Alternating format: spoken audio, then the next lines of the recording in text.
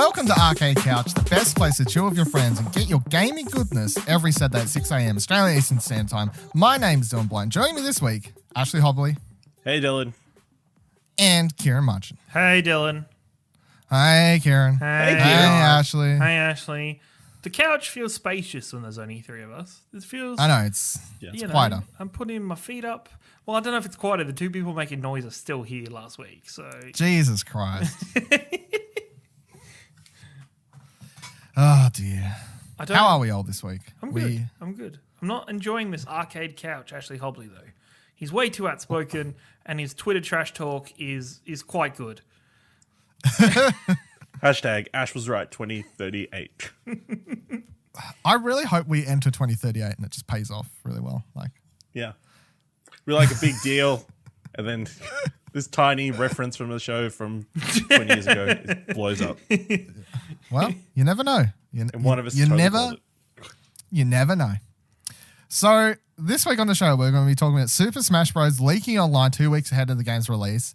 Me and Ash have thoughts on Fallout 76, and we'll be going over Australian Game Awards nominees as they've been put out, and we'll be going over some predictions for the Game Awards, which is only a week away. Predictions for the trailers, reveals, that sort of stuff. If you want to listen to our predictions for who's going to win, go to episode 3. Let's jump into the news. So the first thing I do want to talk about is that the voting is open for the Australian Game Awards as the nominees have all come in. I want to go through the list, get everyone's thoughts. Jeez. See what's happening. Strap in for 3 hours, everybody. Let me just say off the top, I feel sorry for whoever's going to be presenting these awards because they're going to be there for a while. One, Stephanie. There's a lot of Bendixson. nominations for every category. Presenting each individual award, yeah. There's a lot. I reckon it's going to be someone different per one because the person organising it did put a tweet out and said, are you a content creator? Do you want to present an award at the Australian Game Awards? DM me. Well, the overall... So everyone who's got nominated is going to the awards, and that's why they got nominated. Because the overall presenter is Hex, isn't it? Is Stephanie? Mm-hmm. Yeah, she's hosting. Yeah, she's the host. She's the host, yeah. Did we all have a chance to scroll through these prior? Yes. What are our overall thoughts before we kind of go through it? It just seems, I don't know, like it's very full on. Like there's a lot. Like it just, for a lot of the nominations, I'm just like, okay, guys, you could have made this short list a little shorter in some of these categories, right? Like it was just like that parent that didn't want to say no to anybody. It just seemed like there were so many. What you said, Dylan, the other day that every single thing that you nominated got an award. Got a nomination. Yeah. You compare that to the Dash Awards, where everything you nominated did not get nominated. Yeah, pretty much. Pretty much. It's true. It's true. I think only 2 things I put in got made it in. So there you go. Not the ones that mattered the most to me. No. Hurt me, Dash. Paperback was not included anywhere.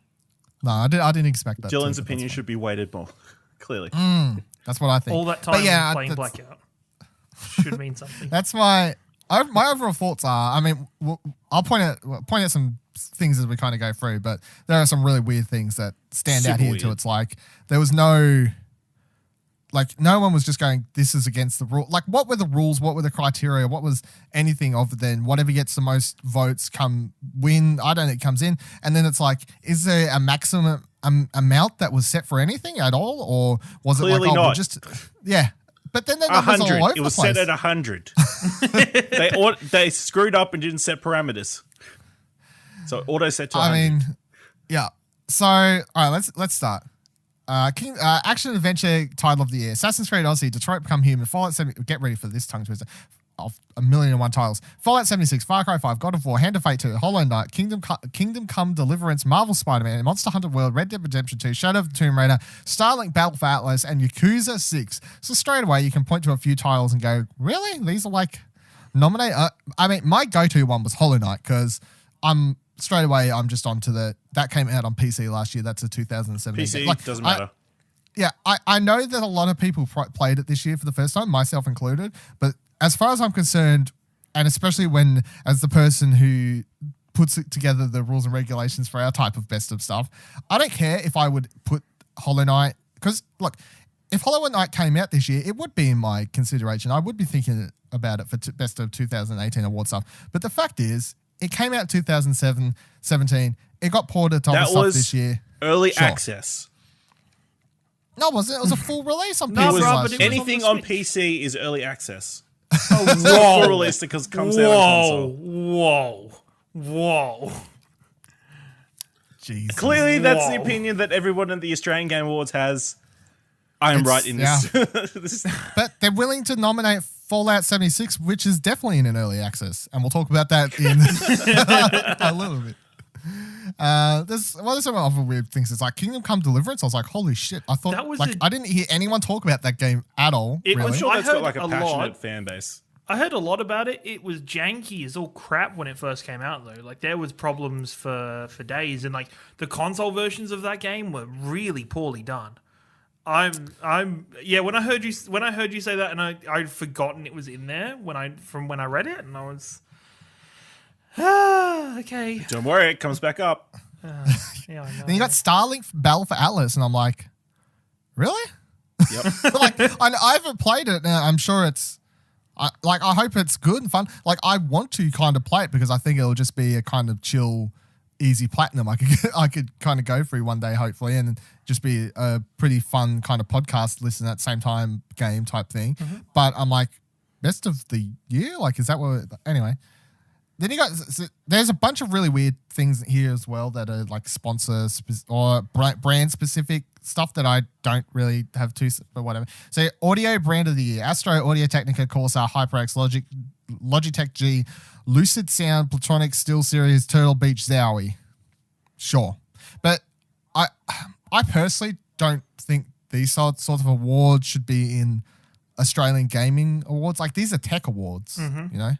Yeah. Like, it's a tech award, not because the brand that's going to win is just whatever gamers most associate game-based. most to, like, the console or device they play on, or you know, whatever. It's not really about what is actually the best. Whereas if a website that covers tech does the top 10 headphones of the year, blah blah blah blah, they're talking about it from a tech perspective. But this is really just what is the most popular audio brand of the year, not what is the best. What is the most popular? I understand as well. If you like this award show, to be perfectly honest, as a most award show, it's coming from a very console centric point of view. Like, the mass majority of people voting are going to be console centric. So I'd understand if this was a PC awards event where it was talking about tech, because headphones in PC gaming is fairly prominent, but headphones in console gaming and just like the general use is not as prominent everywhere else. I'd agree to a degree. I mean, people that play online, of course, want a headset to talk to people, but most people are just, you know, I picked up the Sony Gold headset. Has a mic on it, doesn't it? $99. Cool, do the job. Yep. But yeah, most people who play console games are usually using if they've got a sound system, they're using that. If they don't have that, they're just listening through their TV sound speakers or whatever. You know. Whereas on PC, unless I don't know, like, the idea of installing a decent surround sound system to use with PC just seems really weird to me compared to just buy a good headset. Yeah, buy like a Dolby Atmos headset or something. And, you know, there's some poor sucker who's been playing PlayStation, playing his Fortnite with that crappy earbud that PlayStation puts in with their consoles, Yep. you know? For Probably sure. still crushing it though. Probably.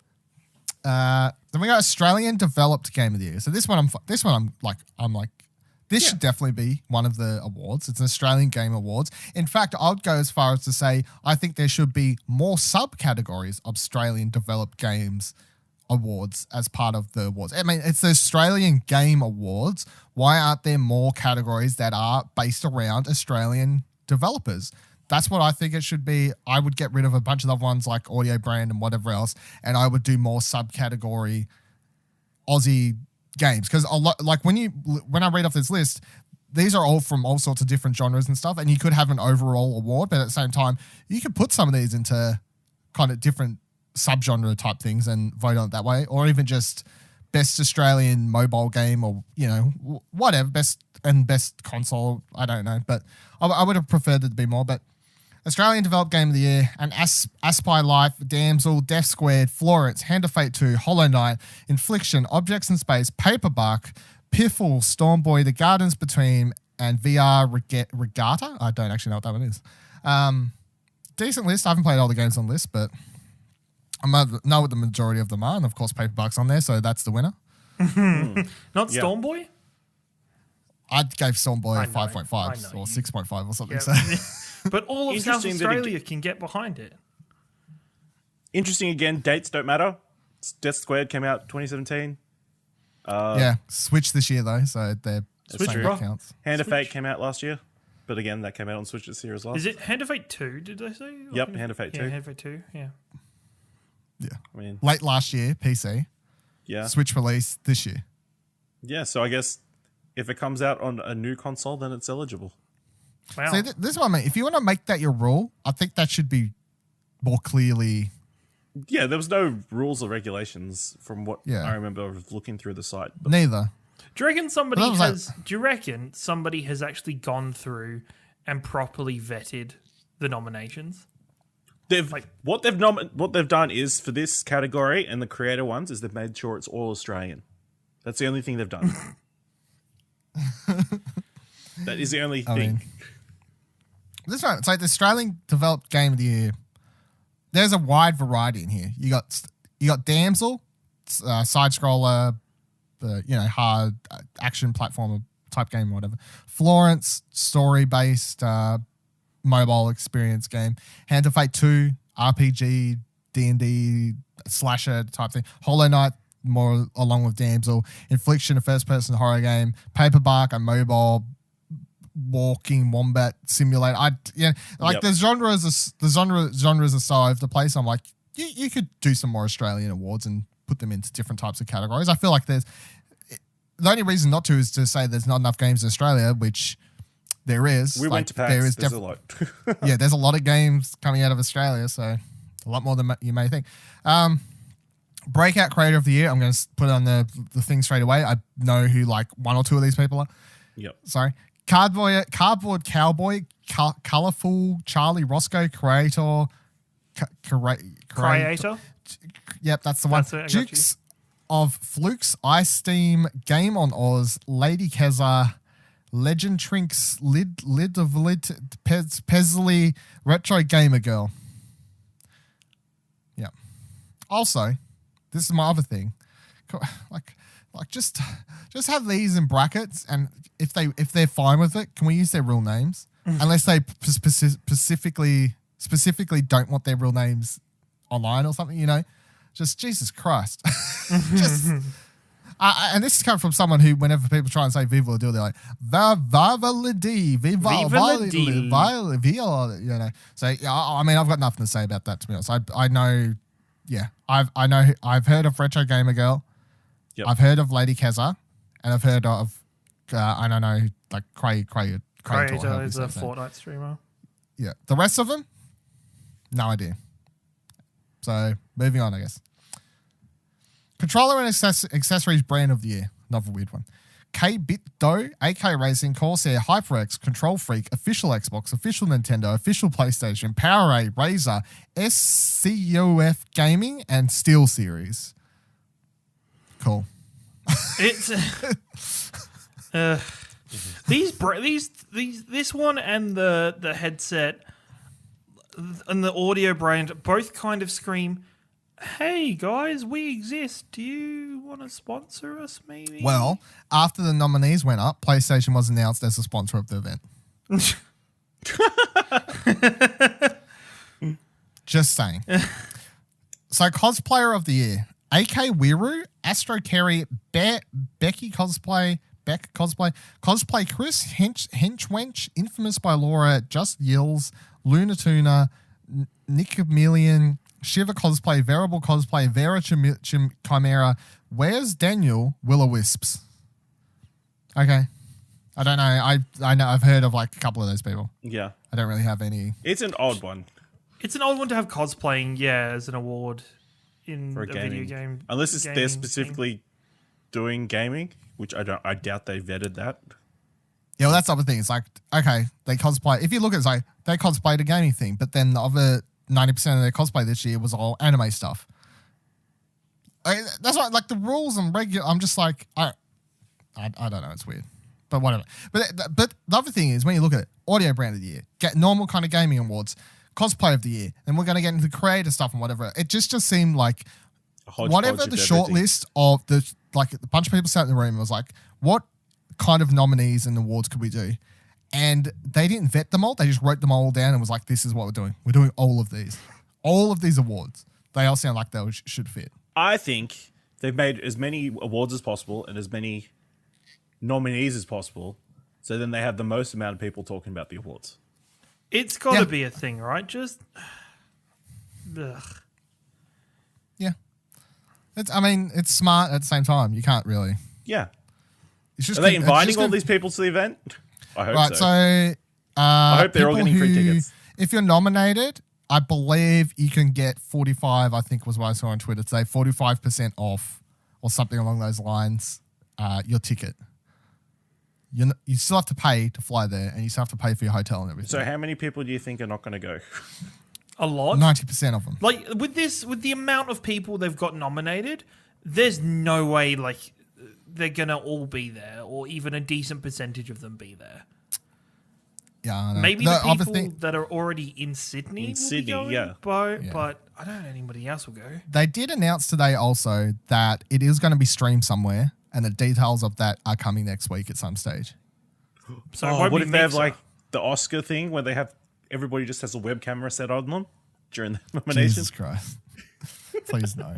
Please? Creator... Please. What? Yeah. Creator of the Year, Barjay, Champchong, Chinglish, Deli Gracie, I am Fall from Grace, James Turner, Lachlan, Laserbeam, Loserfruit, Muselek, Nacy, Stabbies, The Master Bucks, Vondel, Wild.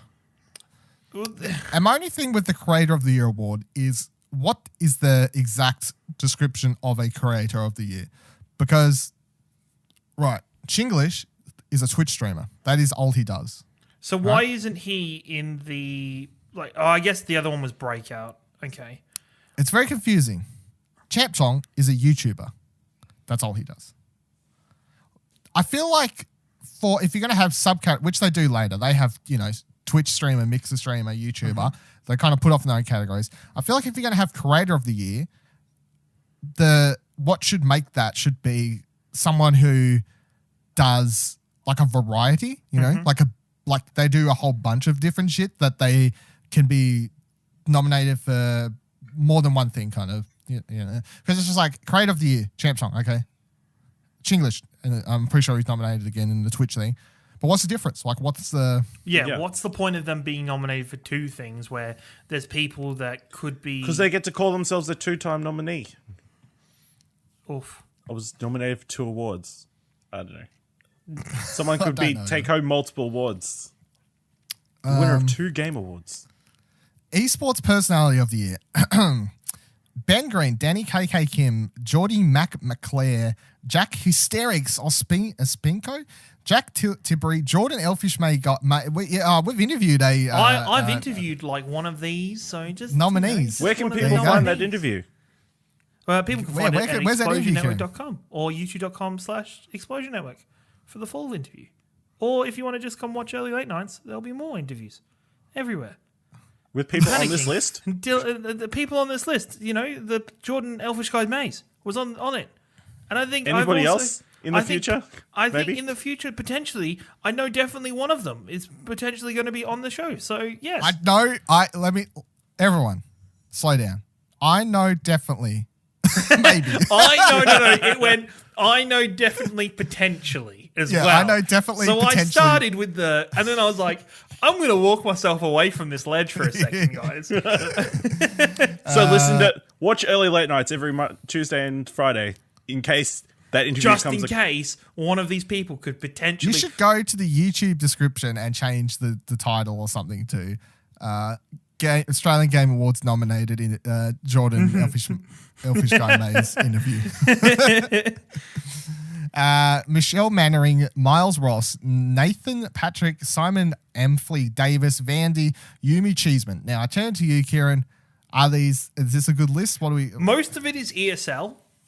Yeah. Being the primary, esports commentators and broadcasting service for the country, it's mostly ESL. But it's a really good range. I think it could be quelled and culled a little bit, but, I think that's every single, they're all personalities in esports. Sure. Fair enough. I'm about to blow your mind with this esports title of the year award because there are some games in here I'm like, I've already holy read shit, it, and there's how one of did them. this get There's one of them nominated? that screamed out to me that I could not believe. Does it start with G? Yes. Yes. So the list is Counter-Strike Global Offensive, Dota 2, Dragon Ball FighterZ, Drone Legion, No idea. FIFA 19, GT Sport, League of Legends, NBA 2K19, Overwatch, Rocket League, StarCraft 2, Street Fighter 5, Tom Clancy's Rainbow Six Siege. The one me and Ciaran were talking about was indeed GT Sport because what the fuck? How it's weird. Has there ever been an esports competition for Gran Turismo Sport? Not large enough that I have heard of its mention. Unless there's just this community of people that are hardcore GT sport fans and fanatics. Who even nominated it? Is my next What is thing. Drone Legion? I have no idea. It's another game. Never heard of it. This kind of comes down to the thing before of people are putting this in esports title of the year. People are putting it as competitive multiplayer award of the year. Yeah. Yeah, it's this is different. I can't believe, Ciaran, as our esports reporter, that you didn't cover the GT Sports FIA Certified World Final. That apparently was an epic culmination of a season. When the fuck was that on? I didn't think people It even was in played Monaco. GT. You should have known. I didn't even think people played GT Sports. I mean, that's a good point also. Yeah, that's a wild list. Oh, and Drone Legion is innovative, interactive VR drone racing. Oh, yeah, I've seen that. That's cool. You have? I wouldn't it call an it an e-sport? e-sport, though. Yeah. Just listen to the tone. It tells you everything. I wouldn't call it an E-sport? I mean, technically, it's computers that are making the drone fly. Well, Just, I don't moving know. on. Yeah, Yes. it's an odd one. Family Kids Title of the Year. Just Dance 2019. Kirby Stars Allies. Overcooked 2. Piffle. Pokemon Let's Go Pikachu and Let's Go Eevee. Spotty Bear. A spot of a bother. Spyro. Spyro Reignited Trilogy. Starlink Battle Atlas. Storm Boy. Super Mario Party. Unravel 2. Storm Boy Interesting seems list. really squeezed into this category. Look, Storm Boy, sure. A kid could play it. I'm just going to end my sentence there. I don't want to say anything, but it sounds like the guys over at that company maybe voted a lot for it. Nominated. I mean, even if they did, look, even if they nothing did, against them. They're just nothing against them. promoting Like, the I game. mean, there's no rule that says you can't nominate your own shit. I don't fucking. Yeah. I don't care. But the fact is, if it was only them, which I have nothing against them, if they did, why did it get in if it was only them? Where was the? That meant it's Was just the everything that got nominations that few? I guess. Is I the question? guess. But 1, 2, 3, 4, 5, Did 6, no one 7, 8, bother 9, to 10. nominate stuff? And that's why everything don't- that got 1 vote or 2 votes got. I That don't could know. be a thing. It could be definitely could be a thing. And the more, but then they've got the more popular ones that people have put stuff into, and they're like, oh crap, oh no, start putting it. Yeah, it's ugh. And let me just say, I looked up this Spotty Bear thing. Yeah. Of course you did. It's an educational mobile game, but it does not look good. Well, I suppose it fit kids title. But here's my other thing. Overcooked 2, as I said for the Game Awards where it was nominated for the same sort of category, not a kids or family game because it makes you want to kill the person you're playing it with. One of their Same with- features is more than 50 animations to discover. I've also never been friends with somebody after I've played Super Mario Party. It's almost as bad as Monopoly. I'll keep Super Mario. Overcooked is just makes you angry. Mario Party is at least like it's a board game. Unravel 2, I haven't played, but if it's anything like Unravel 1, it's a lot harder. Unravel 2, like, doesn't it have like the story behind it though? Is really deep and like it's about. It is. Yeah. The first one was. That's what I'm saying. I played the second one, but the first one was very deep, and it was actually a lot harder than it looked for the cute style it gave off. But then you played it was like, oh, this is a lot harder and a lot deeper and darker than you would have thought it would be. But so now we've got Game of the Year, and it's something. Doors are open. Assassin's Creed Odyssey, Battlefield 5, Call of Duty Black Ops 3, Detroit Become Human, Fallout 76, Far Cry 5, FIFA 19, Fortnite, Forza Horizon 4, God of War, Kingdom Come Deliverance, Marvel Spider-Man, Monster Hunter World, Red Dead Redemption 2, Shadow of the Tomb Raider, Super Mario Party, Super Smash Bros. Ultimate. The game that isn't out yet. Isn't out yet. It's just been, it's going to be great. Going to be good. And Fallout gets a nomination. Battlefield 5 got a nomination. All I've heard is bad things about Battlefield 5. Also, I'm pretty sure Battlefield and Fallout came out after the nominees were closed off. Yeah, so people have just voted for it, and then we're like, yeah. And then, I feel like those games plus Smash, so that they're through. Is it just them? Yeah. So those 3 games were just put in before they were even out. Also, Fortnite. Can I get right? Can we do this right? It annoys me because Fortnite is different to Fortnite Battle Royale. So are people really voting for the zombie base building game, co-op game, or are they voting for the Battle Royale game? Come on, it's Aussie all Game in the Awards. same app, so. But they're different. It's not though. It's different. It's a separate app, isn't it? No, it's all in the same. No, but you can download download Battle Royale Fortnite. separately for free. Yeah. The It's other one is technically paid DLC. Yeah, but I don't know. I think it should be labeled Fortnite Battle Royale. Yeah, I agree. Also, But, didn't come out this year, so go jump. look, if they want to set their rules at, you can nominate anything if it was like updated a lot this year, or It came was to ported, the Switch for the first time this year. Yeah, I was about to say, or it was released on a new console this year. It makes it eligible still. I'll be like, okay, it's your awards. You can do whatever you want for your rules. However, allowing stuff to be nominated that isn't released yet, how do you argue for that to be an allowed thing? At least with our stuff, like with you putting together our awards, there's like a cutoff date. Like it's like nothing that's been past this day can be voted for. Yeah, and I'm only dealing with 4 people, but I have a very, I'm pretty sure it's laid out pretty simple. And if anyone has questions, it's just like, look, there's a cutoff date. If it's released before this, it's eligible. If it's released after this, it's not eligible. It's pretty fucking simple. All right. Gaming Publication of the Year. This is another weird one because I feel like it should be 2 separate awards if they want to award the Australian publications that are around. It should be the ones that have money behind them and then the actual indie ones. Yeah, because there's yep. Because you've got, for instance, Player2.net in here, who I... Friends of the show. I nominated 2 things for this in the awards. No, 3 things. First was Paperbark. I nominated for the Australian...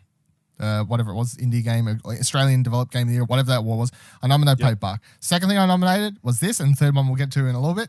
But the second one I nominated was Play2.net for the game publication of the year.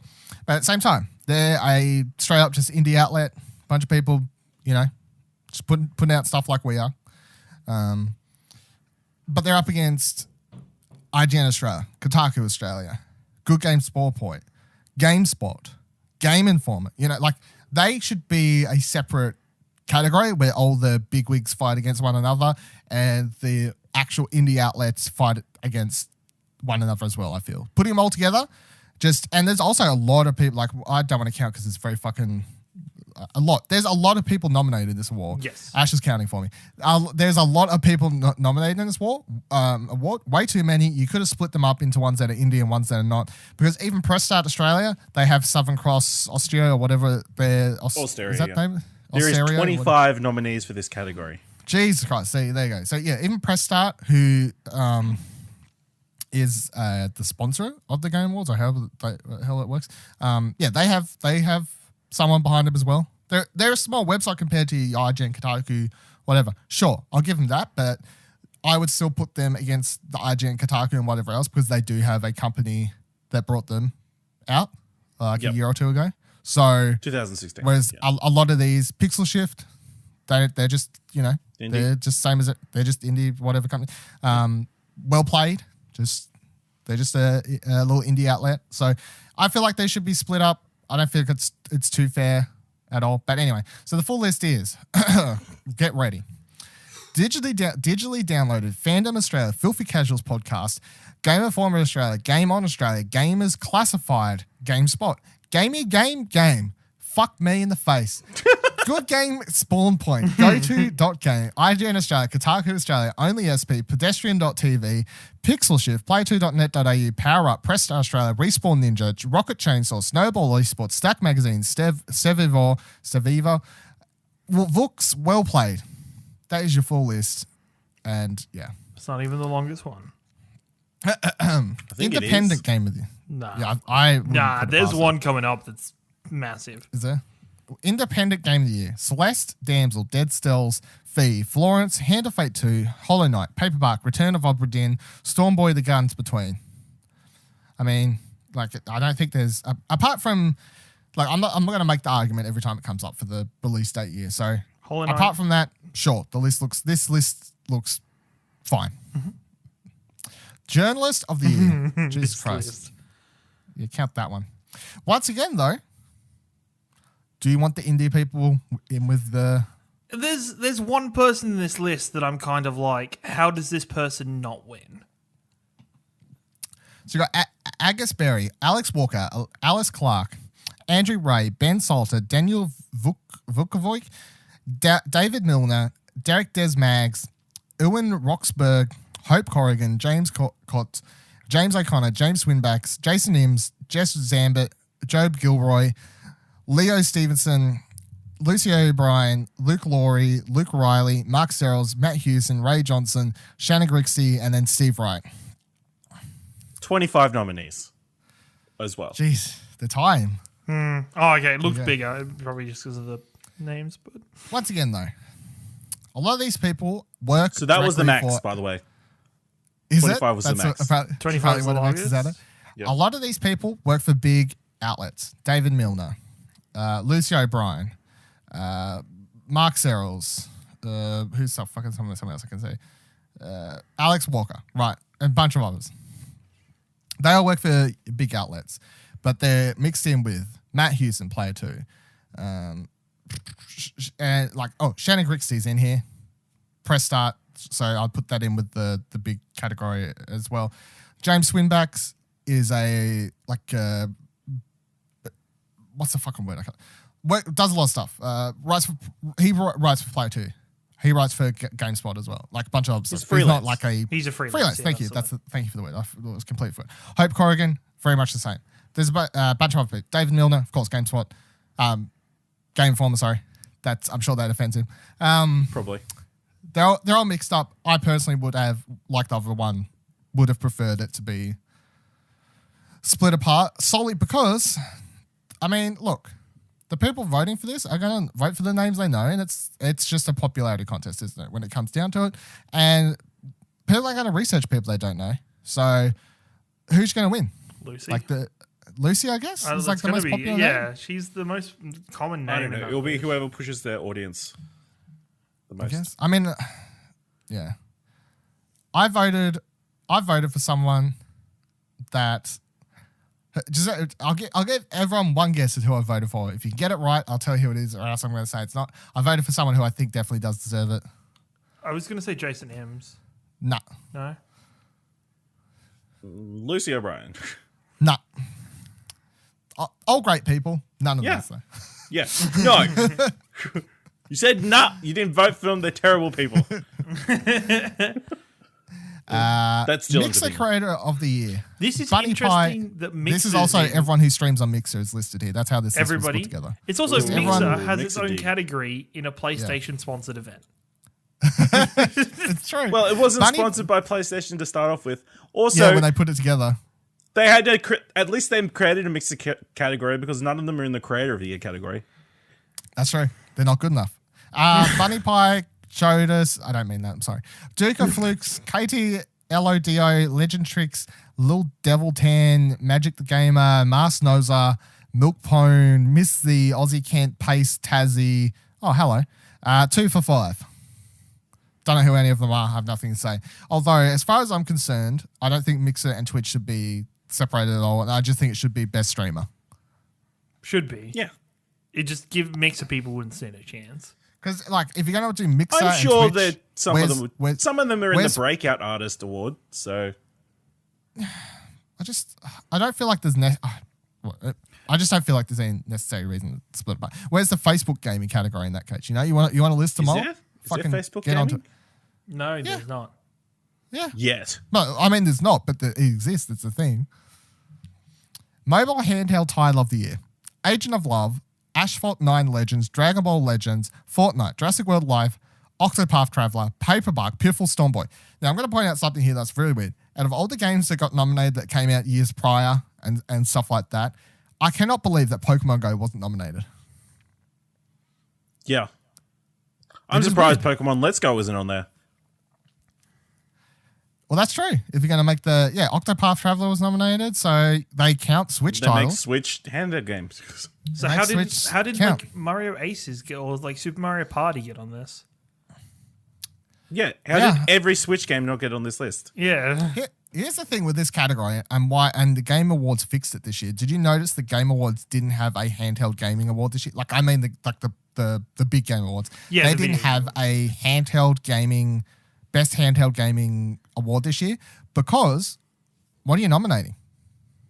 People would all put in Switch games. And you want to treat Switch like a console. Yeah, people want to just put it up as a console. So they ditched that award and they don't have that award anymore. It's just mobile game. They didn't combine it. They didn't do anything, which I think is probably the way to go about it because, like, I know the 3DS is out there and the only way you do this award is if you have mobile/handheld. Really what it is mobile versus 3DS games. That's what it is. But unless you're counting Switch, which it gets really weird at that point. It gets really weird. So, mobile online title of the year: Battlefield 5, Call of Duty Black Ops 4. All right, once again, there's a bunch of shit listed here that wasn't out when it was fucking put free. Mobile online title of the year: Battlefield 5, Call of Duty Black Ops 4, Fallout 76, Far Cry 5, Fortnite, Forza Horizon 4, Monster Hunter World, PlayerUnknown's Battlegrounds, Jesus Christ, Sea of Thieves, and Super Smash Bros. Ultimate. How is Far Cry on this list? What's it have multi? Does it have like it has a co-op mode? I guess. I don't think. Well, I guess it has some kind of multiplayer, but I didn't play it, so how do they define multiplayer? Fucking don't worry about that. You got Smash Brothers on here again. Well, yep. And Fallout, PUBG came out last year, way early last year. What did? Oh, I guess it came out on Xbox. PUBG. Did it come out on Xbox this year? Yes. Yes. No. I don't know. It's coming out on PS4 sometime this year, I think. Is it coming this December? Yeah, early December. Yeah, so it counts. So it was a year. So it would have been last year. Yeah. Because it had a year exclusive time. I think it was around this time last year. Sure. Yeah, it would have been about a year because they would have had a year exclusivity deal with Xbox. Yeah. That category is weird. Organization of the year. I don't exactly know what the... I don't know what the curriculum is. So these are esports organizations. Yeah, but shouldn't it be esports organization of the year? Nope, they're just calling them organizations. Atletico, Aviant Gaming, Chiefs Esport Club, Darksider Fnatic, Greyhound Gaming, Justice Esports, Kanga Esports, Legacy Esports, Mind Freak Order, Tainted Minds. I've got really nothing to say. Do you have something here? There's a couple teams that I'm like, how the fuck did they not make it in? I guess it's just because they're like single esport organizations rather than, these esport teams that span across several different esports. But yeah, okay, sure. So you've got Player of the Year, which, as far as esports awards go, I think is a good one to have. It's really good. I really like it because it's like that esport moment, that thing that happened in a game. What I'd like to know before, I'd like to know the category around this play, because is it Australian Play of the Year? Like, is it a play made by an Australian player? No, It's just anything. So if it's just anything, there's so much been missed. That's like there is two things from the same Australian team from the same esports in this list. So you got Aces 1v4 Ace, CG RLSC, whatever that means. Dexter Ninja Refuse, Rizraz Matchpoint Clutch, Sam Baxter Dragon Ball FighterZ Grand Final win at BAM 11. Tainted Minds beats Optic Gaming 3-1 in the Pro League. What is the biggest thing off the top of your head that should have been included? Well, if they're going, if they're doing overall, there is the League of Legends World Cup, Overwatch League Grand Final. There is, I guess it's single moment. So if we're going single moment, it's stuff like OG Ana being like his rampage during the Grand Finals of the International 8. Like, there's so many little events that if it's not just Australia they're looking at, there's a bigger, wider event, then there's... Ugh. It's sad to see that this CJ Rocket League Championships walkout is just him walking out into the stadium. No, it's the fact that he bailed. Like, he walked out of the event. No, he came out on a... I just watched the video. He came out on like a toy car. Oh, no, that walkout. Sorry, there's another one I was thinking it was. That's right. That's the pinnacle of esports, ladies and gentlemen. What a great year, 2018. Like Aces 1v4 Ace and Rizraz's match point is the exact same, like they're teammates on the same Rainbow Six Siege team. Why don't you do for early late nights to tie in with our best of year stuff, like this, like top 5 esports moments type thing? Let's do it. I'll do it. Cool. I'm in. You heard it here, everyone. It's a special edition. Explosion Network's best of 2018 content coming to you soon. We make it up as we go. Player of the year, Jesus Christ, as Fnatic, Alistar, Ashley Trill Powell, Christian Roth, something, Dick Stacey, Dai G Dog, Drew Pay, Emo Rin, Ethan. It sounds like I'm just saying made up shit, so I'm going to skip the rest. Anyone there that stands out? Scott Custer Kennedy. I met him. He plays in the Overwatch League. He's pretty great. I'm getting sick of saying made up names. Yeah, well, it's a good list. Once again, I think it would be more interesting if they shortened the list and made it a bit more competitive. But yeah, sure. Like there are definitely people that deserve to be there on that list. RPG of the year: Assassin's Creed Odyssey, Detroit Become Human, Fallout 76, Kingdom Come Deliverance, Monster Hunter World, Ni no Kuni 2 Revenant Kingdom, Octopath Traveler, Pokemon Let's Go, Valkyria Chronicles 4, and Vampire. Detroit Become Human is not an RPG. Holy crap. Woo! Ashley Hobley is here, ladies and gentlemen. Oh.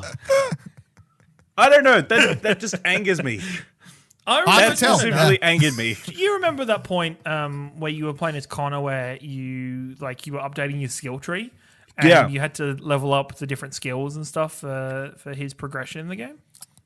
Sure do. No, I remember getting new pieces of armor for Marcus, but that's about it. Yeah, that was a weird one. And once again, Fallout nominated. Weird. Shooter of the year: Battlefield 5, Call of Duty Black Ops 4, Escape from Tarkov. Whoa! Yes! Let's go. Nick is currently developing Russian bots to vote for that game. Even though he fell I off the did not bandwagon. actually see that when I went through it before. So I must have just skipped over the category. You heard it here. Ashley's pure delight. Far Cry 5, Fortnite, PlayerUnknown's Battlegrounds. So, yeah, I mean, it's hashtag vote Escape for Tarkov. It's the one. Here's the good one. Here's the one. Which isn't even a full game release yet. Social media god. God. What is this category? I appreciate the people that have been nominated because we know somebody, but when I heard this name of this category, what the actual fuck?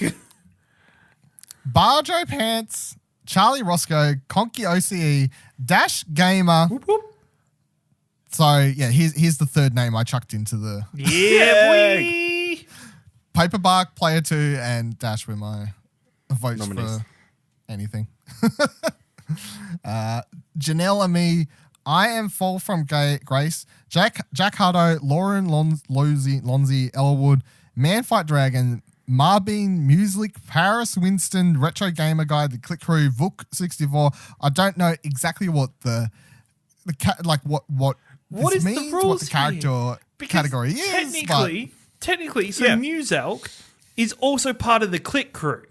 So the Click Crew is like Click four- Clue should be disqualified. It's social media god, as in singular god. singular person. It's a But it's crew. a group of people. It's a group of like 6 of like the largest content creators in Australia. To get like it makes no sense. And one of them has been nominated by himself. How does that make sense? It's an interesting category. All I know is that everyone here Vote dash. Vote dash. vote dash. The sports racing or fighting title of the year: Dragon Ball FighterZ, Drone Legion, F1 2018, FIFA 19, Forza Horizon 4, Mario Tennis Aces, NBA 2K19, Super Smash Bros. Ultimate, UFC 3, VR Regatta, WWE 2K19. Wait, like I pointed out, is pointed there a out at the game- Game Awards, this should be separate categories. Is there a game in here that isn't released yet? I haven't noticed. Oh, it's Smash Bros. We can get again. to that in Smash the next Brothers story. again. Ultimate. Moving on. Strategy title of the year: the Banner Saga 3, Frostpunk, Into the Breach, Valkyria Chronicles 4, one of them. See, that's a good category. Nice Is and that condensed. that's because they didn't know anything else to put in there? Well, they could have nominated. What the fuck is that one coming out this week called? The one I always say I'm gonna like. The Duck Game, and we talked about it on Platt this week. Ash, what the fuck is it called? Jesus Christ, I can't remember. Anyway, you play as a duck, you play as a human, you play as a Mutant in Zero yeah, Year or something. Ninja Zero, Year One, Road One, whatever the hell it's called. Yeah. Look, it's not out yet, but that I'm obviously surprised doesn't they matter. didn't include Madden. That has some strategy in it. F1, you got some strategy in that. Yeah, Football you're right. Manager. Old Why games- wasn't in Football fact- Manager in it? In fact, old games have a little bit of strategy. Yeah. Put older games in. Yeah, Black Ops, you got some strategy. Yeah. You drop them with your Go on. crew. Fortnite. Then we got Table of the Year. So this is a category they added after. I think it's Tabletop Game of the Year. Yeah, I believe it's Tabletop Game of the Year. Sorry, we're reading press starts list, by the way, I should have said. So any incorrect things I say is their fault. Yeah, we're reading this from an article that was published a week ago that hasn't been proofread since. Updated. Gaming Proofreading. Publication of the Year. We should send in our proofreading notes. So Tabletop Game of the Year was something they added after there was a bunch of complaints that there was no tabletop award in it, which was good to see that they added it. I appreciated that was they handled that well. I don't know half these They things should up have just because- changed the name of the awards to the Video Game Awards, but then, save themselves the effort. They could have, I guess. Is Yeah. the a lot meaner. Do you reckon route they could have Jeff gone. Keighley is getting the same problem? Fuck no. I mean, if anyone's complaining, he's just blocking them. So you got Fallout, Wasteland Warfare, Good Society, a Jane Austen role-playing game, my God. Oracle by Ash McGowan, Rain by Garage Games Australia, Scofton, Spirits of Carter Mansion, Terrible Candidates, The Blood Must Flow by Luke Jordan, The Brigade by Red Genie Games, Unfair Expansion, Alien B Movie Dinosaur Western. What the fuck? I A don't. bunch of words. So I'd like to know the ruling and categorization for this one because I get it's put after, but like, so if we're playing tabletop games, how isn't like a Warhammer got in? How isn't there like a Dungeons and Dragons? Or I'm confused. Because they're too busy playing those to vote for stuff, Yeah, I guess to so. nominate this stuff. That's fair. That's fair. Also, this is fair. Team of the Year. This gets me angry. Athletico, Rainbow Six. Another one. Avic Gaming, LOL. Darksided, Fighting Games. They actually put lol. That fucking pisses me off. Don't even get me. Oh, Fnatic, Rainbow Six. Greyhound, CSGO. Justice Esports, Rocket League. Mindfreak, COD. Oddity, Rainbow Six. Order, CSGO. Tainted Minds, COD. The Chiefs, Rocket League. what the fuck? So clearly, the only two games that matter is really CSGO and Rainbow Six, mainly with a bit of Rocket League. Fighting games? What do you mean fighting games? Oh, just, Darksided's pretty good at all the fighting games, I guess, There's, just fucking... Well, Lol. maybe they. LOL, exact LOL! Why don't you write League of Legends? They're just trying to condense it. Sorry, everybody. Why do they put Counter Strike Global Offensive every time? Well, Stop that's a bit critiquing the different. article, Kieran. I'm going to critique. We know it's got It problems. just annoys me. Where the We fuck? know it's got problems. Just so many. The game changer. Alice Clark, Dr. Lana Cole, Jess Sambit, Lucy O'Brien, Max Loughton, Ray Johnson, Steve Wright, V. Pendergrass. Pendergrass, thank you. So I believe this is like it boils down to someone who's making a difference within the industry, that sort of thing. And good category. Yeah. Low number of people. Good. This is a good one. This one's Thank good. God. Thank God they one's fine. vetted this category. Thank God. They Anybody vetted- can be a game changer. Anybody. Fuck off, please no. Fucking they have 50 nominees for the game changer. All these people are making such a difference in the industry and the world. Jesus, please no, help us, please. No, that was a good category. Oh, that one's fine. And then we've got a couple left. We've got 2 left, and they're both fucking 1,000,001. So Twitch Creator of the Year. Strap in. Say all the names. All the names. Anais Daisy Riley, Astro Kitty Live, Bazagaza, Bless RNG, Blunt Nate, Kanator, Chinglish TV, Creator, Fafsi, Geek GG, Hey I'm B, I Am Fall from Grace, Kid Carrigan, Liquid Wi-Fi, Loser Fruit, Pestilly, Ray J, Readism Sandgreen, Media Scoptic TV, Series of Blurs, Stephen Barjo O'Donnell, Toby on the Telly, Wet for Jesus. Oh, okay. Wild. Just, I'd like to say, I love the fact that you almost yelled, I am fall from grace, just because it was in capitals. Your brain made you say it much louder than the rest of the list. It's in capitals, Kim. If it's not in capitals, what's the point? That's what you say it louder. So I feel like this.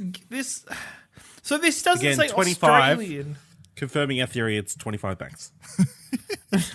So I get right. So it's the Australian Video Game Awards, but this category is an Australian Twitch Creator of the Year. No. So there's a lot of Twitch creators that I'm like, okay, so even though I hate it, Ninja didn't get nominated by anybody. No, really? it's clearly all Australian. It's all Australian. It is Australian people, but is it limited to that, or I guess so. are you going to never limit specified. some things? Exactly. Are you going to limit some things, but not Again, others? this is where all their vetting time went in. I'm so confused. They spent it all checking if they were Australian or not. Going over their birth certificates and that sort of thing. Also, I like it how they refer to Barjo as Stephen Barjo O'Donnell in this one category, but the rest of the categories is just Barjo. He's gotten 3 different.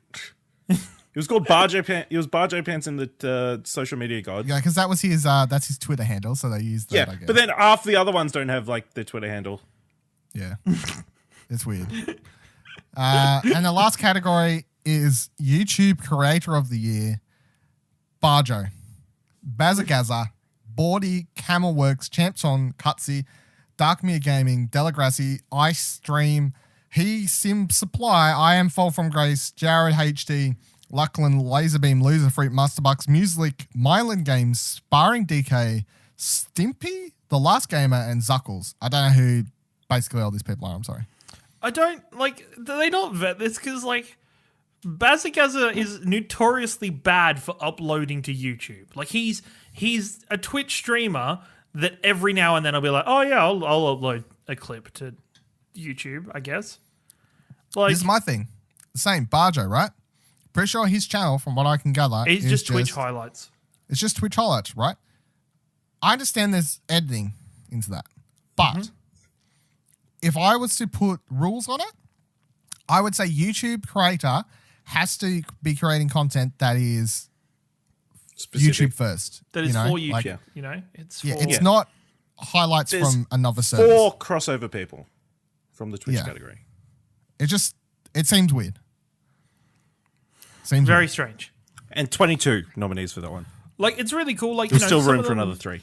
Loser Fruit has a massive Twitch channel. She has a massive YouTube channel. But, at the end of the day, a lot of it is just Twitch stuff. It's not just her vlogs and stuff are solely YouTube, but it's Well, that's creator of the year. Yeah, they should have just been the one category, let's be honest. They just wanted to get as many people nominated as possible. Clearly. Yeah. That does seem to be. I just wish what you said last week isn't completely true, saying, or it was the week before, that this is just the Logies.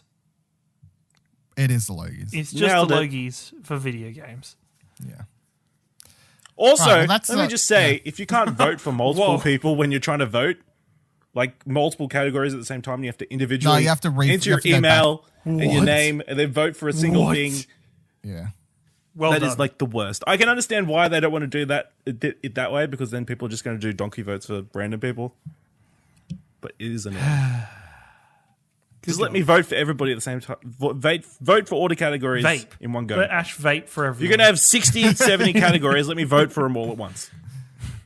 Wrapping up, overall thoughts are I don't like the nominees. It's a fucking shambles. I wish it was better. I still kind of hope that it does well simply so it comes back next year and They do it better. they do it better kind of thing. But as it stands this year, I have a lot of problems and confusion about exactly what the show is, because at the moment it does just feel more like a Logies or Teen Choice Awards type of shit show than, because when they announced it, I was hoping they would take it serious and be like, we're doing like Australian Game Awards. This is serious shit. We're going to It's going to be a proper panel of judges. we're that going are to gonna proper vet stuff. and yeah, but it is just a popularity contest like the Logies or Teen Choice Awards or something along those lines, and the categories. But at least they kinda have match up. rules. Yeah, Your show has to come out that year.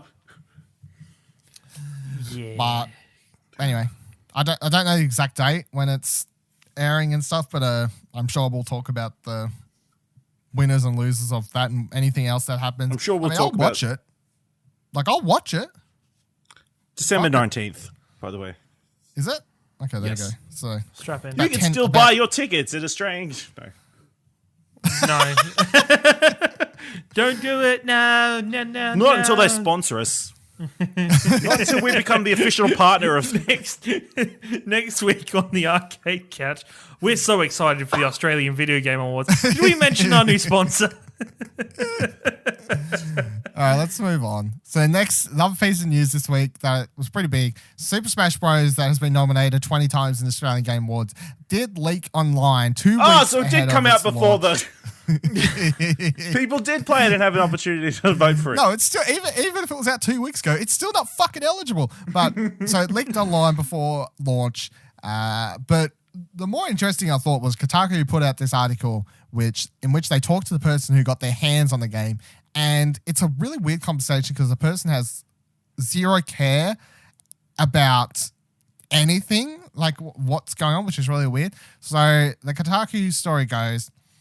Leaked copies of Super Smash Bros. Ultimate are circulating 2 weeks ahead of its highly anticipated release. Over the weekend, details about the game's adventure mode, musical soundtracks, and spirit system have spread across YouTube, 4chan, and Reddit. As of now, the leak's origin is unknown. And to clarify, in case you don't really care about Super Smash Bros., hardcore Nintendo fans and Smash Bros. Fans do care about leaks for this game. It's because I feel like the answer I see a lot of people giving who don't understand are it's a fighting game. Who fucking cares? Like, what's there to leak? I'm like, you don't that's a very you don't understand the scenario answer to give to this sort of thing, I guess. So the hacker, who goes by the name JJ, spoke to the Kotaku over Discord chat this morning. JJ is involved in the Nintendo Switch homebrew scene and says he works specifically within the area of leaks. It's a very weird thing. On November 21st, JJ says he got his hands on a copy of Super Smash Ultimate through one of the online hacking communities he's a part of. Quote, it is almost unheard of that a major release such as Smash releases this early. It is very big in terms of leaks. As far as how I first heard about it, it's a word of mouth sort of thing. We usually have a game a week or two before release as people approach us about it. Who's approaching you? It's like fucking hackers like you were sharing it around. It's like, I don't know. JJ believes the leak originated from a journalist's early code or wholesaler who broke Street Date. And then there's a note here that Kotaku just says, we don't even have a code yet at the time of writing this article, which was about 5 days ago, I think it was. When asked how it felt to be part of this leak, which has enraged much of the Smash community, and it has, if you go look on YouTube or Twitter and just follow Smash hashtags, any sorts of things. JJ said, quote, although I usually have nothing against leaks, I did feel the game leaking this early was a bad thing. What the fuck? I specifically told people to wait until 3 days before launch if anything was to leak. Spoiling the game for the public this early just feels wrong. I like how in his mind, he's like, leaking the game this early feels wrong, but hacking or getting a hold of an illegal copy, that's fine. That's I have absolutely no problem with that. So the other weird thing that happened here was... At least he's got standards. I mean... Sure. Nintendo has been copywriting striking YouTube channels containing leaked Super Smash Ultimate content, of course. Whole channels How are getting stupid removed do you have to be to think... Yeah, well, that's the thing. One tuber who goes by Desistify uploads Nintendo soundtracks to his YouTube channel for games like Splatoon 2, Super Mario Odyssey, and Legend of Zelda Breath of the Wild. For weeks, he had been preparing specialized custom layouts for the upcoming Smash game soundtracks for his YouTube viewers. In a Discord chat, Desistify told Kotaku that he came in contact with the full leaked Super Smash Bros. Ultimate soundtrack on a Discord server Friday night. Quote, "At first I hesitated," he said. He didn't want to upload it until early, adding that he didn't want to get on Nintendo's bad side and respects the game's developers. Quote, "However, on YouTube, you would literally lose millions of viewers if you upload content later than everyone else. Uploading the soundtrack on day one compared to when others upload it could have been the difference between 100 views per video and 100,000 plus. He wound up uploading over 150 Super Smash Ultimate songs and remixes, which in retrospect he attributes to greed." Who'd have fucking thought? Well, that... oh, jeez. When Desistify saw that other YouTubers had uploaded videos of the soundtrack, he said he thought it had to be okay if he did it too. Mere hours later, Nintendo had sent him a slew of copyright strikes, which Kotaku has confirmed. Since he received several copyright strikes, Desistify's channel will be removed on December 2nd. Boom. He says... Other soundtrack YouTubers who publish leaked Smash Ultimate music have publicly claimed that their channels will be removed too. Nintendo Insider first reported, Desistify says he's accepted Nintendo's decision, blah, blah, blah, blah, blah. I mean, that's pretty much the thing. At the end of their conversation with JJ, when they asked what he was doing, he said, quote, "I'm playing it right now, lol. Just unlock King K. Rool." So Nintendo's like about to rain hellfire down on some people, right? Oh, they are. They're just deleting YouTube channels left, right, and center. Like, there's got to be... Why would you... I understand YouTube's a cutthroat, like, community. It's hard, to do, but you had to have the foresight. You know what they say? Anything for the views. The views. Yeah. But you have to have the foresight to be like, I could wait and probably keep my channel and make up views that way, or I can go early and Nintendo is going to destroy me. Yeah, cool, go early. How is that? I just don't understand. Nintendo has a reputation for being this type of freaking company. Oh, they're the hardest out of all the Sony, like Microsoft. They've just gone after ROMs and emulators. Yep. And sued those people for $500,000. Yeah, like it's a bad idea. I'm surprised. This JJ person sounds like a spud. A smart person that thinks they're untouchable, It's, yeah, and I've looked through Twitter to see people talking about this, and people are getting angry in favor of these people who are getting their YouTube channels removed. Like, people are fighting, saying, "Fuck you, Nintendo. Why would you delete their channel? Blah, blah, blah, blah." I'm like, you's dumb? Yeah. What? They stole. Yeah. And then put the evidence up. They full knowingly stole as well. Like, they knew what they were doing. Here's the thing about piracy, though. Like, this person's like, "Oh, a link came through a Discord I'm in. I clicked on it. Suddenly I was downloading the full soundtrack." People in their mind don't equate that to, "I walked into the store, I put the bag of lollies in my pocket, I walked out." Even though, when it comes down to it, it's the same thing. So, also, the process to getting Smash on your Switch... it's crazy. It's not an easy, oops, I accidentally downloaded the game. Like, it is like hacking and modding your Switch to be able to play the game. Yeah. And I love when you see comments of, "Well, fucking Nintendo should make it harder." It's not easy. It's hard. It's a very, go down the mountain, collect the cherries, deliver them to the old elder. They'll give you a special wand, take it to the lake, rise the giant golem out of it, fight it, and then they'll hack your Switch for you. Like, it's a very long, elaborate quests to get your Switch hacked to be able to play a ROM or like a iOS file or whatever the hell they are, I guess. It's not easy. It's not, oh, oops, I tripped, I fell. Super Smash Bros. Ultimate's on my thing. And look, pirating is bad. Leaks like this are bad. Look, the other thing I'll say is like leaked information. We talk about it a lot on podcasts and stuff. You know, like, oh, there's like PS4, like PS5 leaks. Talk about it on Plaid a lot. That's completely different. That is completely different as far as I'm concerned. This is a leak. This isn't even a leak. This is illegal properties somehow ended up on my Switch and I'm playing it, and now I'm leaking details of spoilers online. That's completely different to, oh, someone says that the PS5 like blah blah blah blah blah, or the Xbox 720 blah blah blah blah. Completely different. Not even the same case. So if you ever think about doing these sorts of things, don't. No. Don't. Stop. You're silly. Like this is another thing. We do live in a day and age where a lot of people, that's what I'm saying, that person with the music just boils down to channels, clicks. Their mind was like, I've got it. If I put it up, I'll get heaps of views. Their mind for not 1 second apparently, which I find ridiculous, was like, but if I put it up, I will get banned. And I'll never see the money that could potentially like, I'll never get it.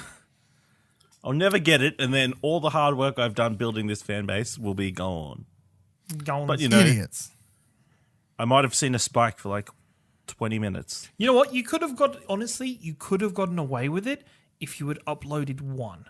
Like just, one or two. Probably, maybe, but still don't. Still don't, but they could have. But no, they're greedy and they get 150 of them. Like, all right, let's talk about what we've been playing.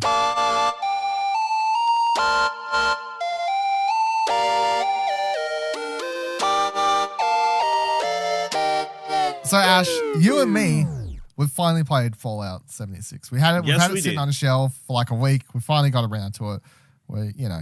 I like to say I was waiting for some patches to come in to make it a better experience, but I mean, I was just playing other stuff before it, to be honest. So, yeah, there's a lot out at the moment.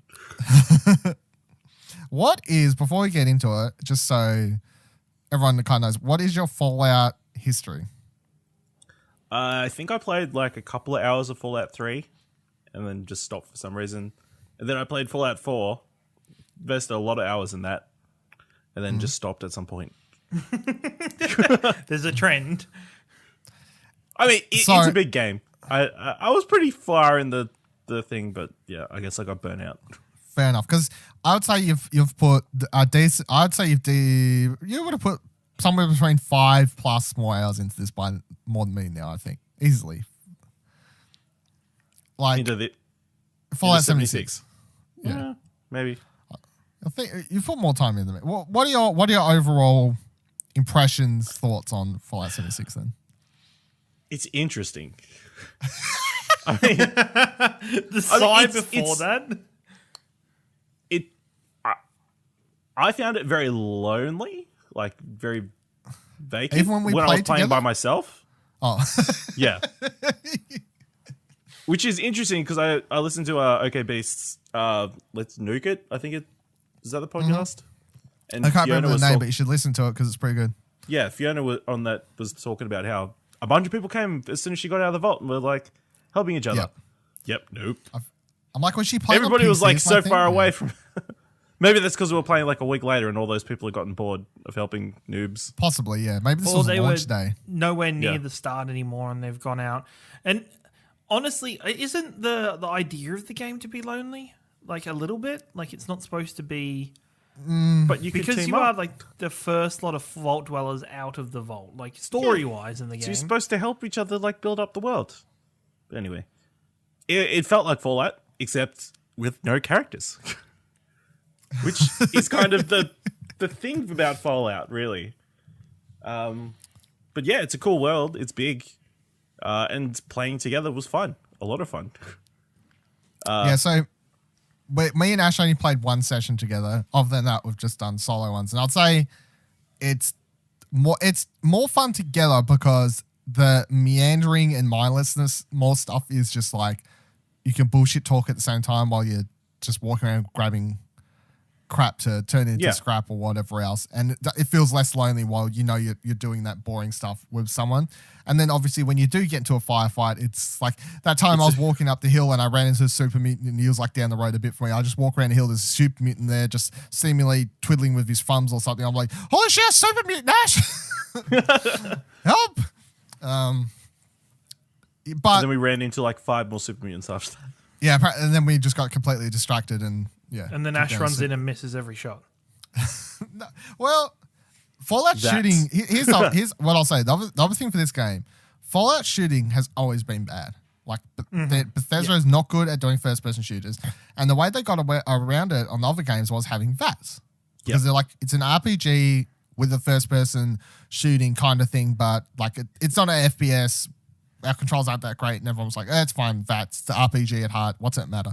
With this game, it's a lot more prevalent or like evident how bad the shooting is because you kind of have to do a lot more of it because VATS isn't VATS. Like you activate VATS, it brings up the same sort of thing, but obviously the time keeps moving still. And what it does is you could be aiming left, like completely away from them, bring it up, and you'll still have like a 50% chance to hit them and bend bullets somehow type thing. It's a weird. No, it just shows your percentage chance of actually hitting it. I assume you would aim at it, but yeah. You don't have to though. Like I've aimed directly at someone that had a less chance than I moved off screen from them. It's weird. Okay, that's weird. That might be one of the many glitches within Fallout 76. Wait, are you saying this game was not fully prepared for launch? I think it was as fully prepared as it could be for what it is. But VATS isn't great. I mean, it's helpful in like when you're getting surrounded, then you can like focus on individual people and sort of you build up that critical meter, which I'm sure is more helpful than I found so far. But obviously, the action, it just eats up your action points as well. So that it doesn't help. It honestly, I don't hate the game. Right? I'm not saying the game's great. I'm not trying to stick up for its problems. It crashed on me and Ash in our time playing together. Several times. I'm pretty sure it crashed for you like 2 or 3 times twice, and you had to come rejoin. It crashed on me only once, but you had to reset your PlayStation. But I had to reset my whole fucking PlayStation because it was a full-on crash. So that took me like 5 minutes to get back into the game. So the game is broken as fuck. Like to put it plain and simple, there's no way around it. The game is really fucking buggy and janky, and playing it at all times is a risk of apparently glitching out and crashing on you. So that's obviously not great. I'm not trying to stick up for that. It should be an early access game. It should be a beta. It should not. I think they didn't beta this long enough. Clearly. Yeah, I think and it still had a fair extensive beta. Like it wasn't even like a one-off. They did it multiple times throughout a couple of weeks. Yeah, but only over like a week and very close to release. Okay. Yeah. It was like a couple of weeks out from release. How much two? Bug fixing did you do in that time? Well, but isn't there? So they've already done one massive patch. They've already done They've one. Done several. Yeah. They've got another one on the horizon. I'm sure they will. I'm sure they're going to have several on the horizon. It's another 50 gig patch or something like that. They put out a blog update, a post that says, here's what this patch will be coming. This patch will hopefully come here. This patch will hopefully come here. And here's what they're all going to do. So they've literally lined up details for what all the patches are going to be doing in the next coming weeks. Sorry to anybody with capped internet or shitty internet. It's, Yeah. Yep. This is not the game to get if you have capped internet because you're going to be downloading Still get it digitally though. Going to be downloading a lot of updates. But the thing is, for all the problems and all the things that should make me go, fuck this game, I don't want to play it, every time I've played it, it is still just ticking or like scratching some sort of itch for me. Just like gathering stuff, turning it to scrap. Like there's something like that makes you, I'm doing, that part of it. Yeah. Running into a building, searching it all. Like me and Ash spent 10 minutes trying to find a key card for something, but then there was a computer in the fucking room that all we did have to hack it to get power armor. But, like searching, that sort of stuff, it's still very much a Fallout game, and it feels like a Fallout game when you're when you're going into these abandoned houses and whatever stuff where there wouldn't be NPC, like people to talk to anyway. Like it still just feels like a Fallout game. You only miss people when you're like is there a town I could go to sell stuff? Is there a town I could go to buy stuff? But other than that, I don't really miss there being NPCs to interact with or vendors and stuff, because there are vendors, they're machines and robots, but it's not real people. As I was telling Ash, so when you hit level 5, it pops up and it tells you, hey, you've hit level 5 now. PvP will be activated. People can shoot at you now. And how PvP works in this game is someone can shoot at you. It'll start taking your health down, but really fucking slowly, unless you shoot back at them, which then engages PvP, and then you're both doing like proper damage to each other, to what your weapons would actually be doing. However, I didn't understand the system at first. As soon as I turned level 5 and I finished reading the menu that said, hey, you're level 5 now, I clicked out of it and I was getting shot at. And I was like, holy fucking shit, that was fast. But I didn't think. I turned around, just started shooting at this person who was level 9, I'm level 5. Anyway, they killed me. I was like, motherfucker. As soon as I reloaded back into the game, I refused to do anything until I found them. So I just searched around everywhere. I tracked my position, went back. I found them standing in the middle of the down the town a little bit further along, and they must have been in the menu because they're just standing there. Creeped up really slow behind them, getting nice and close. Bam, bam, bam, bam. Killed them. Fuck you. Bye. So, I mean, that felt good. That's impressive. I was waiting for you to be like, I snuck up behind him. I snuck up. I started shooting, and then I forgot that the health was going to go down really slow, so they totally had time to turn around and start shooting back. Yeah, no, I had a real powerful weapon. The thing about this, it screams to me, and this happens for these types of games, it screams to me another game like No Man's Sky or Destiny 2 or Destiny 1 that is a go back to it in like 6 months' time, and it'll be a completely different experience that'll be a billion times better. Like, that's what it screams to me. Like, I'm glad I've had this because, I've just had an email come through saying EB Games is like, hey, you want Fallout 76 and Fallout 4 Game of the Year edition for like $80? And I was like, oh, that's kind of interesting. But no, because, this doesn't seem like something I want to invest money into or time into just at the minute. But in 6 months' time, when it's probably going to be at a different price and it's going to be more fulfilled with a lot of these things fixed, I think it'd be a really good game to go back to and play. Yeah. Well, it's only going to get better. And But it's Bethesda. They're not going to be like, well, that sucks. Oh, well, we won't do anything with this. Like, they've made Elder Scrolls, like using the Elder Scrolls Online, the original, the original state of that game was really it was fucking terrible. Was really trash. Like, I played it day. I bought it day one, and it was bad. There was bots everywhere. But what it is now, or like what Elder Scrolls Online is now, is this really well. For an MMO, successful successful MMORPG. So I hope that they put the same love and care into Fallout 76. I'll point out they're different developers. They are different devs, but I hope Bethesda's family can. I mean, there is crossover, and they can go talk. They can roam across and talk to whoever to help them out, sort of thing. And they did build this game. So this game is basically they walked over to Elder Scrolls Online, ZeniMax Online people, and were like, "Hey, how's your game run? Cool." And then they forced that engine into Fallout 4, and then that's how this is. That's basically how this game is made. And you learn that if you watch the Danny O'Dwyer Fallout documentary thing. Yeah, that's a very simplified way of explaining, but that's basically what they've done here. They've just forced an online infrastructure into the Fallout 4 engine, really, and it shows because from the second you start the game, it's Fallout 4. The lighting system's a little bit better.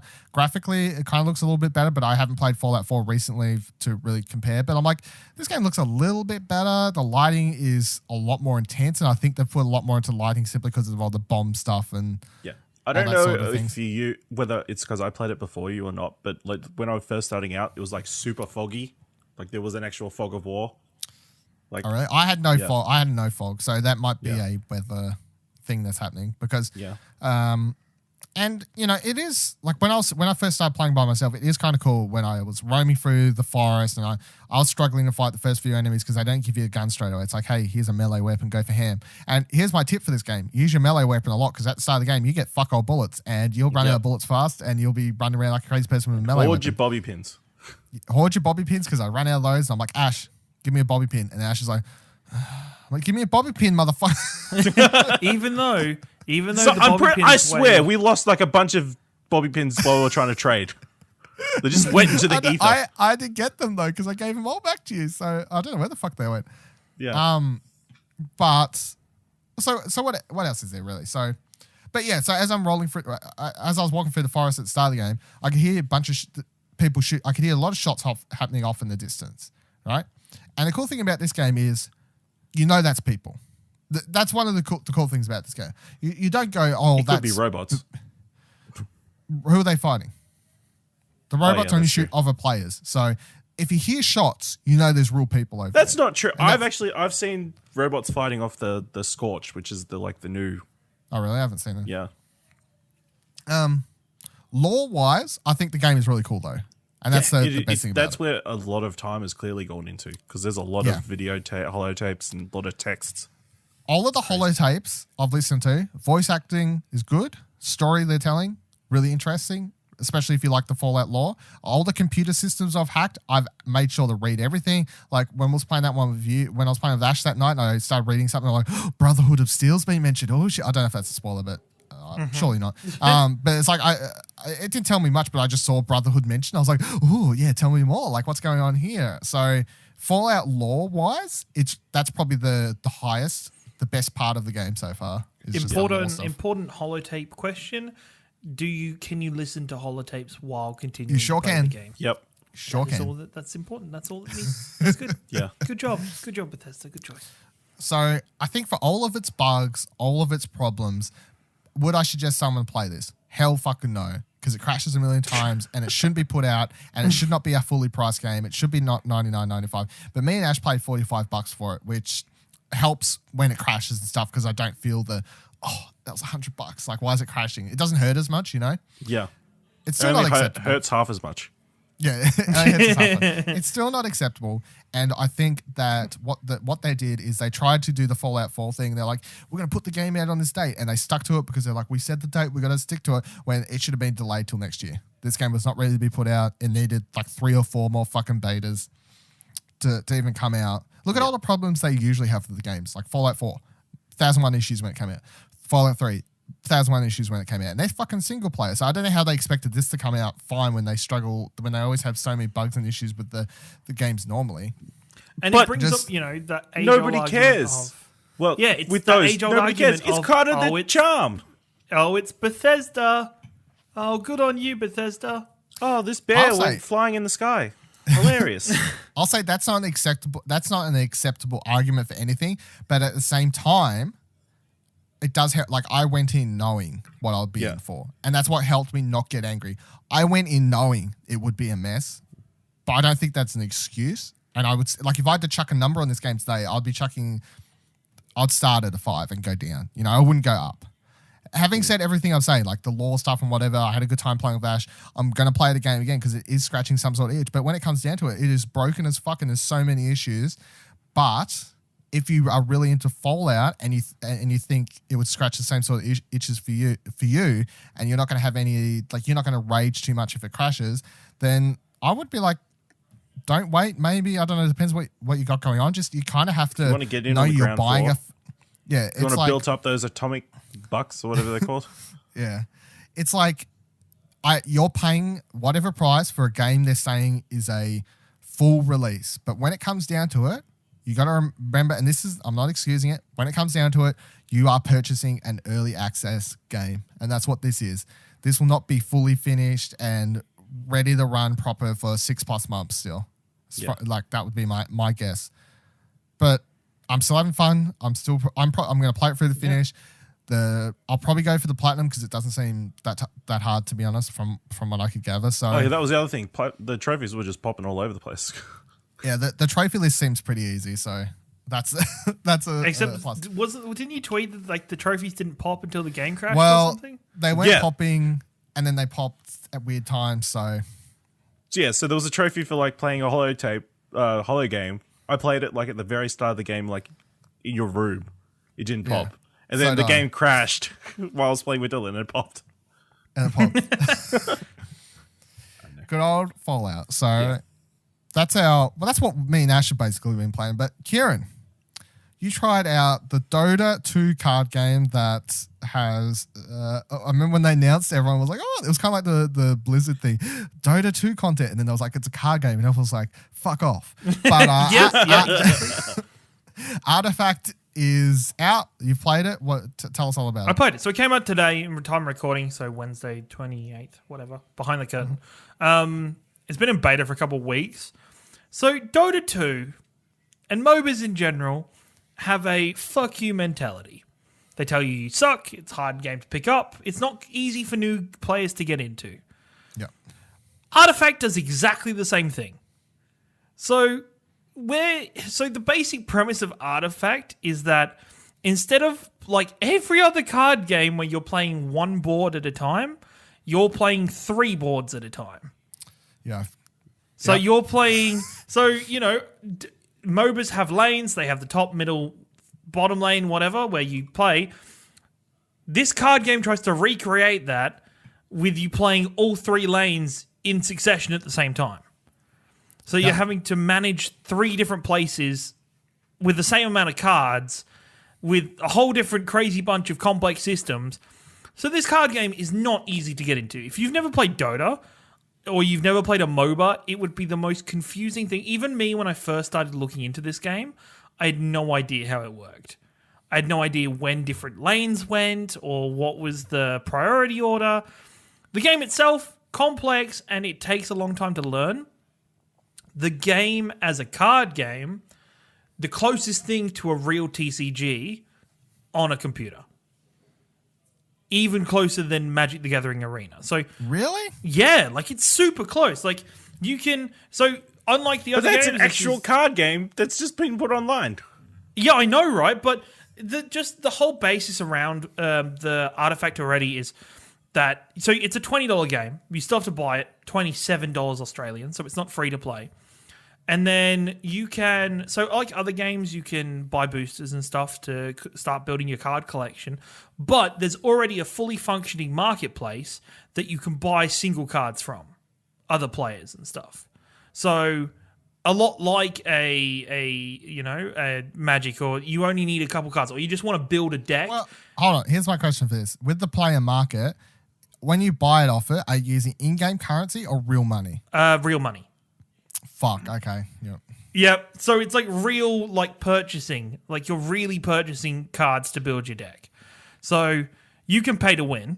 Like you can pay to have the best deck, but playing that deck is a whole different matter. Like you can have the best deck and still suck complete, utter trash. So it's still closer. There's still the draft events where you get, 20 or sealed events where you get 25 minutes to create a deck against other players and everybody else is creating decks at the same time. And then you play a tournament. Like the overall surrounding the game's mechanisms is close to a proper card game, like with different styles of events and different players and tournaments. And it's as close as possible than I think any other game has been, which I think is really good. Because I enjoy the game. I was about to say, to be fair, this is a full release now. Like it was in beta. Yep. Magic's still in beta. So Magic can come around. Magic shows the signs of that already. But for me, if you could give me Hearthstone's game and Hearthstone's gameplay with a couple more bits and pieces of mechanics out of Magic and this kind of outside support for a game like Artifact have, you'd have the perfect digital card game. Like it would be so good to play. But, I think, so if you want to start playing Artifact, there's an investment, of course. It's the only card game that isn't digital card game that you have to pay for. which I find really weird because it's a cutoff point to people even trying it. Yeah, exactly. So people aren't going to try it. The game itself is very, it's very much for people who already understand and play Dota 2. It's not like it's for players that just want to play a card game. You have to have some kind of understanding of lanes and taking out towers. Which is really weird because the only other example of a property card game I can think of that I've played is obviously Elder Scrolls Legends. And that's just a card game. That's just a card game. Exactly. Yeah. It's just a card game. Like these, you don't have, so you play the game, but then also Hearthstone, obviously, as well. Yeah, Hearthstone. It's just a card game. You don't need to understand WoW. Where this is, you draw cards every turn, but then also in between rounds, you can buy things. Like you can buy special items to use in your deck with coins that you earn from killing things on the map. It's really complicated and all over the place. So it's not something that just anybody can jump into, but it has the outlining of actually being a proper digital card game. Like, it's really weird. But From is everything it fun? you've told me, yeah. Pardon? It fun? Is it fun? Is it fun? Once you get your PhD in it, yes. But you need to sit through and write your thesis and stuff. Have you? No. I've only played it for 2 hours. Like, I literally played it 2 hours tonight before I came on to do this because I wanted to play it first. I will say this. From everything you've told me, I think having a price on it is stupid because it means I'm definitely not going to try it because I don't think it sounds super fun. It sounds silly. I haven't played Dota. I was obviously heavy into League, so I feel like I understand the systems of a MOBA enough that it's better than someone who doesn't understand systems enough. But I'm not into Dota, so I'm out there. And then I feel like building a game so heavily based on the mechanics of the property, it's based on it's more of like a board game thing than a card game thing. Yeah. You know? It's like you really could make a odd. board game based on Dota and have the mechanics of the board game based around the mechanics of the actual game, and that would be fine to me. But for a card game, I find it really weird. I don't know. And yeah, the free to play thing.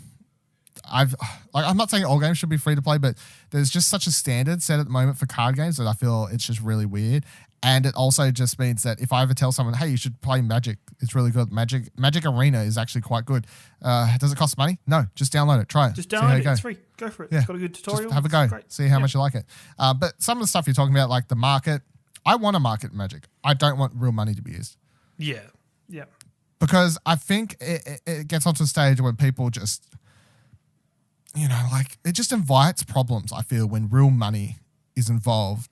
Whereas I mean, that's probably how I'll end up, to be honest. But there were so many problems I had with Magic Online with the same sort of thing. I'd much prefer an online system where you can sell and buy cards using the specific currency for the game. That I would be fine with.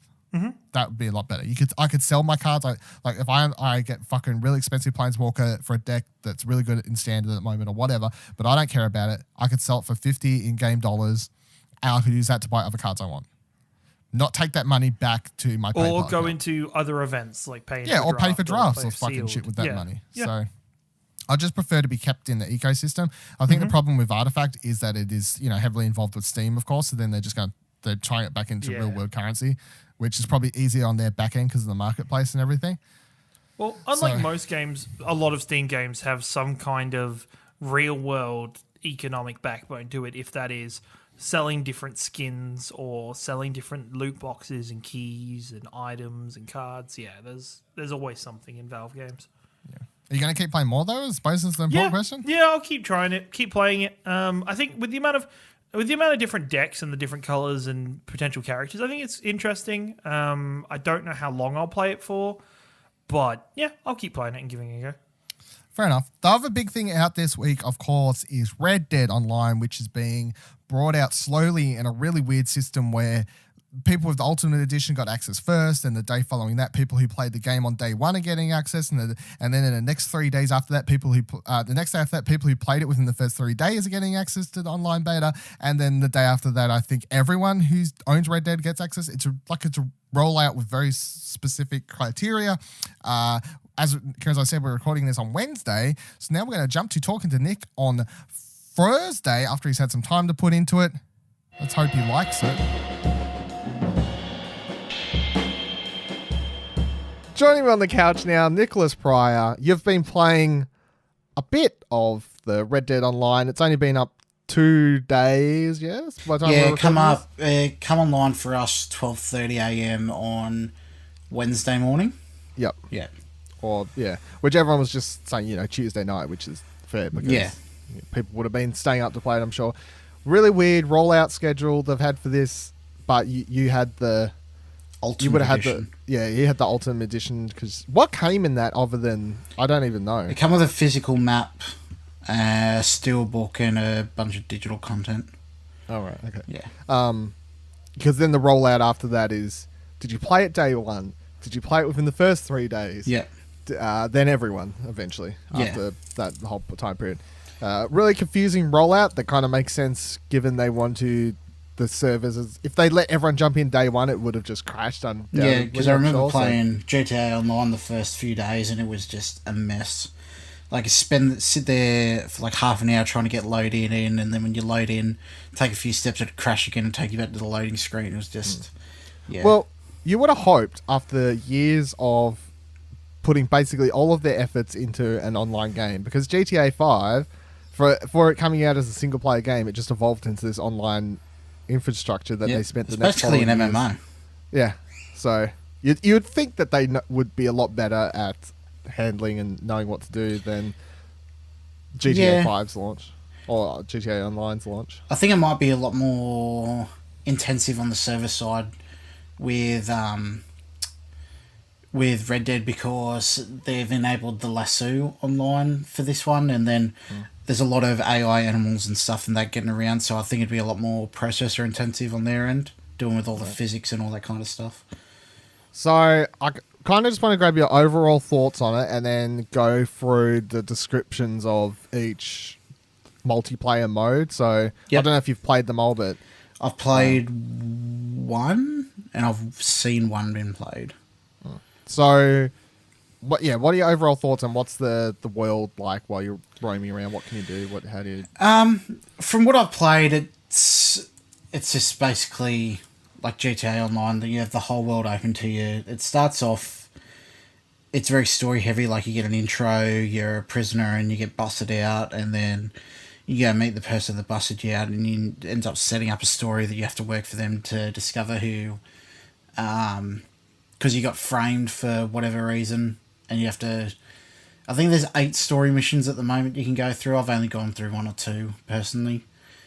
But yeah, like, the world seems a lot more empty compared to single player from what I've experienced so far. Like, there's the NPCs and the animals have been scaled back quite a bit. But yeah, like, it has room to grow. It's a good starting point, but yeah. Does it? Because a lot of the things people like about GTA Online, of course, was...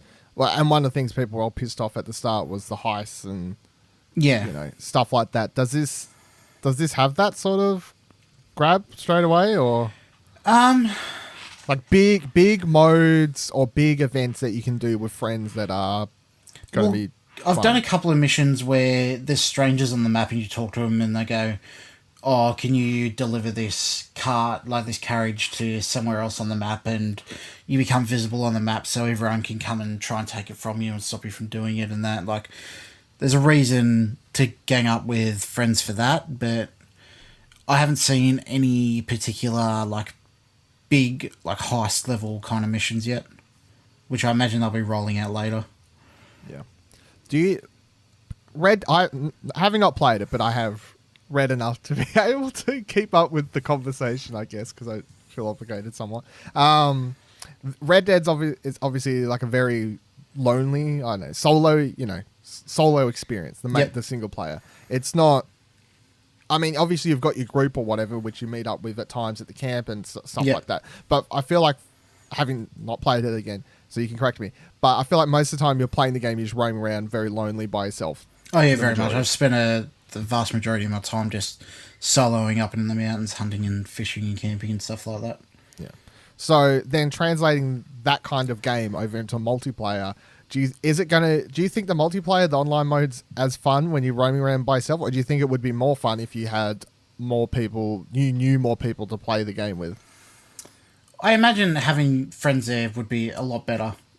But like, everything's better with friends, really. But I don't see a whole lot of incentive to be going and doing that in multiplayer yet, because in the single player you'd hunt and you'd try and get the perfect skins, and then you could sell them to the trapper to create new clothes and upgrade and stuff like that. But currently there's no real incentive to do it other than like getting food to top up your cores, which is like the health and stamina systems and stuff like that. But like, by like selling the pelts and stuff, you make a little bit of money, but I don't think it's really worth your time to be doing it, especially with the talk of how grindy it is now.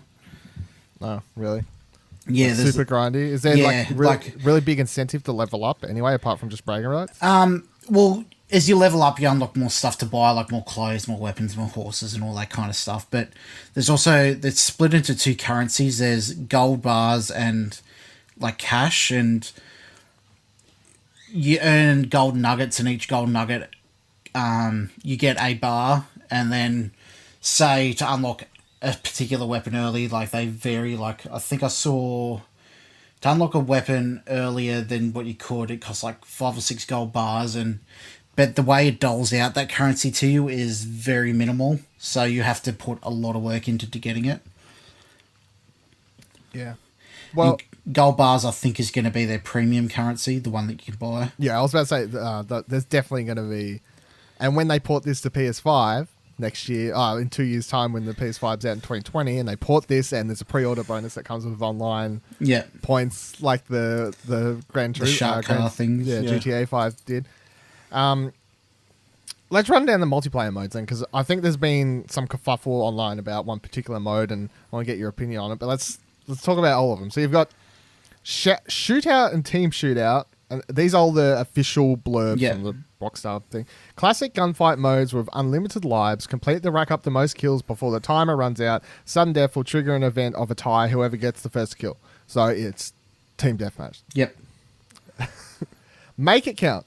A true test of resourcefulness in 2 game modes, using nothing but a bow and a handful of arrows or throwing knives to be the last one standing with a gradually shrinking play area. There's nowhere to turn. That's the one. That sounds completely unique and fresh idea. So that's the one people have been like saying it's a battle royale mode. I don't think it is a battle royale mode because it's 30 players. Yeah. Well, it depends if what you classify battle royale. Is battle royale defined by the amount of players playing in it? In my mind, it is, because I feel like once you take away a certain aspect of it being a fuck ton of amount of people, then this just sounds like a survival mode. Yeah. Because there's a lower amount of people, bit more tense from the get-go as soon as you get in. There's not that hectic, crazy, there's 100 people, boom, people dying every second. This is more, you've only got a bow, arrow, that's it. You're not wandering around looking for more weapons to get anything like that. It's just bow, arrow, throwing knives, survival mode. Yep. The Hunger Games. Yeah. Which I mean is a battle royale. So this is where it boils down to what are the exact specifics and description of what makes a battle royale mode. Because there's been modes like that in games previously before battle royale was a thing. So yeah, exactly. I think the part that makes everyone's head go is the shrinking ray field part. Which, I think mechanically for that kind of game mode, you can't not have it shrink. Otherwise, you'll have 4 people camping out in each corner of the fucking section. It'll just go forever. Yeah, exactly. But, so I'd say it's... If they want to come out, like if people want to start classifying, I don't know who... I guess it's just what people start... everyone starts saying. It's just up to us. Yeah. By us, I mean the... figurative us to describe a game mode or genre, and if people all start agreeing that this is a battle royale mode and a battle royale is simply down to, does it have a shrinking system, does it have a certain, like, is it just X amount of players, doesn't matter how many, shrinking system, that's battle royale. I'll be like, okay, well, if that's all what we're decided. But my personal opinion is battle royale in my mind is weapons, guns, or not. You're getting upgrades. Different. You're picking up heaps of crap. You're searching constantly. There's a lot more players, but this is just a lot simpler for it doesn't feel like a battle royale, and I would just call it a survival mode. Regardless of what it is or not, I don't think it's subtractive to the experience because it's entirely up to you whether you want to participate in it or not. Yeah, I know, but I feel like there is an audience of people these days who, they've got the too cool for school battle royale suck mentality at the moment, the hate what's popular type thing happening. Yeah. So they read that and there's this, Red Dead battle royale. So that's... Yeah. Then you've got Most Wanted, a tactical race to the top. Every kill pushes you up the scoreboard, but watch out. The closer to the top you are, the more points everyone else gets for killing you. Yeah. Sure. Yeah, okay. The only question I have for a lot of these modes is everything I've heard about Red Dead is people love a lot of aspects, but one aspect everyone seems to not love, but just says it's fine, is the actual shooting mechanics. I have an opinion on this. It's okay. Well, you might as well put it out. I personally really, really enjoy the shooting mechanics in the game, but in my mind it only works in a single-player environment because with the kind of lock-on system, you can just hit L2, it locks onto the closest enemy, and you flick the right stick up a little bit and it automatically goes to the head and you get a headshot. Yep. And which, I guess, simulates the kind of like crash shot dead eye that Arthur Morgan is in single-player. But when it comes to multiplayer, everyone can do that, so there's no skill. It's just you're dying left, right, and center. Yeah. Because it's just so no skill involved in it. So a lot of people are crying out for auto aim off lobbies entirely, like kind of like a hardcore kind of thing. So it's all free aim, but I don't know. Like they had it to an extent in GTA, but also with GTA, it was urban environments. You could hide behind things and get around things and kind of like block the line of sight. But when you're in the wilderness in Red Dead, like it's wide open plains. There's not really much you can do. If you get caught off-handed, you're pretty much fucked. Yeah. I think it's one of those there's one of those systems like the GTA, the Red Dead, like Rockstar have a certain aiming system that they've kind of always used. That like none of their games have great third-person shooting mechanics at all, really. No, I wouldn't say that it's on the level of like, say, maybe a Metal Gear Solid 5, but it does work in its own kind of isolated environment. Mm-hmm. Yeah, I have no problem with them single player. And but as soon as I start thinking about using any of those modes online, it's just it doesn't feel competitive at all. Which don't know. Maybe they're like maybe it's not supposed to be super competitive, but then a lot of these modes are. It's like you've got competitive modes. You're not just putting in a bunch of fun team based.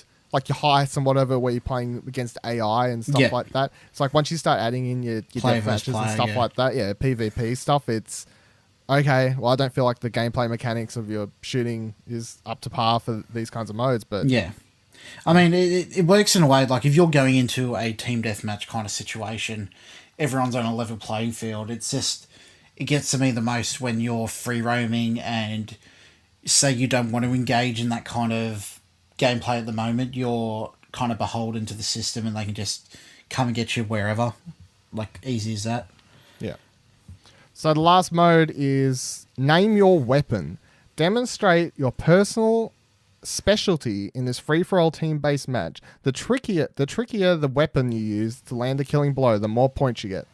So that one sounds pretty cool. Yeah, that sounds right. You get more if you get kills with headshots with crossbows and whatever, bows and arrows. You get you get more points for say like a repeating rifle as opposed to a shotgun or something like that. Yeah, whatever's cooler. Right. Well, comparing it, so you've got the open world, whatever, just the online aspect. Yep. And then you've got 5 online modes, and I think all of them sound pretty.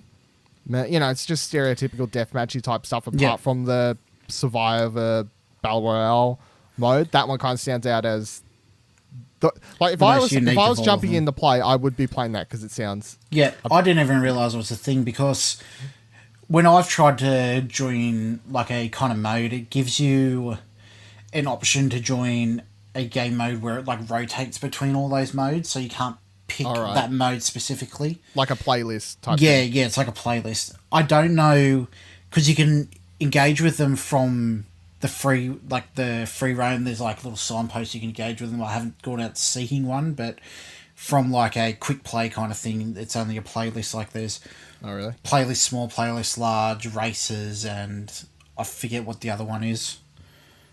Yeah, I swear in GTA you could just jump. Couldn't you just jump into the menu and? It's been that long since I played GTA Online, but it sounds right. But I can't speak from any authoritative stance. So I guess the question is, are you going to be playing when you wrap up the story, because you're approaching close to wrapping up the actual single player, when you wrap up the single player, are you going to be spending a lot of time online, or do you reckon you'll just be jumping back into the single player because you just prefer that experience and, probably go do some more activities in the single player? Or will you be spending a lot of time online? Currently in its state, I don't really have a lot of desire to jump back into the online section. I think I'll give it its teething time and wait till it comes out of beta and they've kind of fleshed it out a little bit, but currently it's not as in-depth for me as what it could be. Fair enough. Well, thanks for joining us on the couch, Nicholas. Thank you for having me.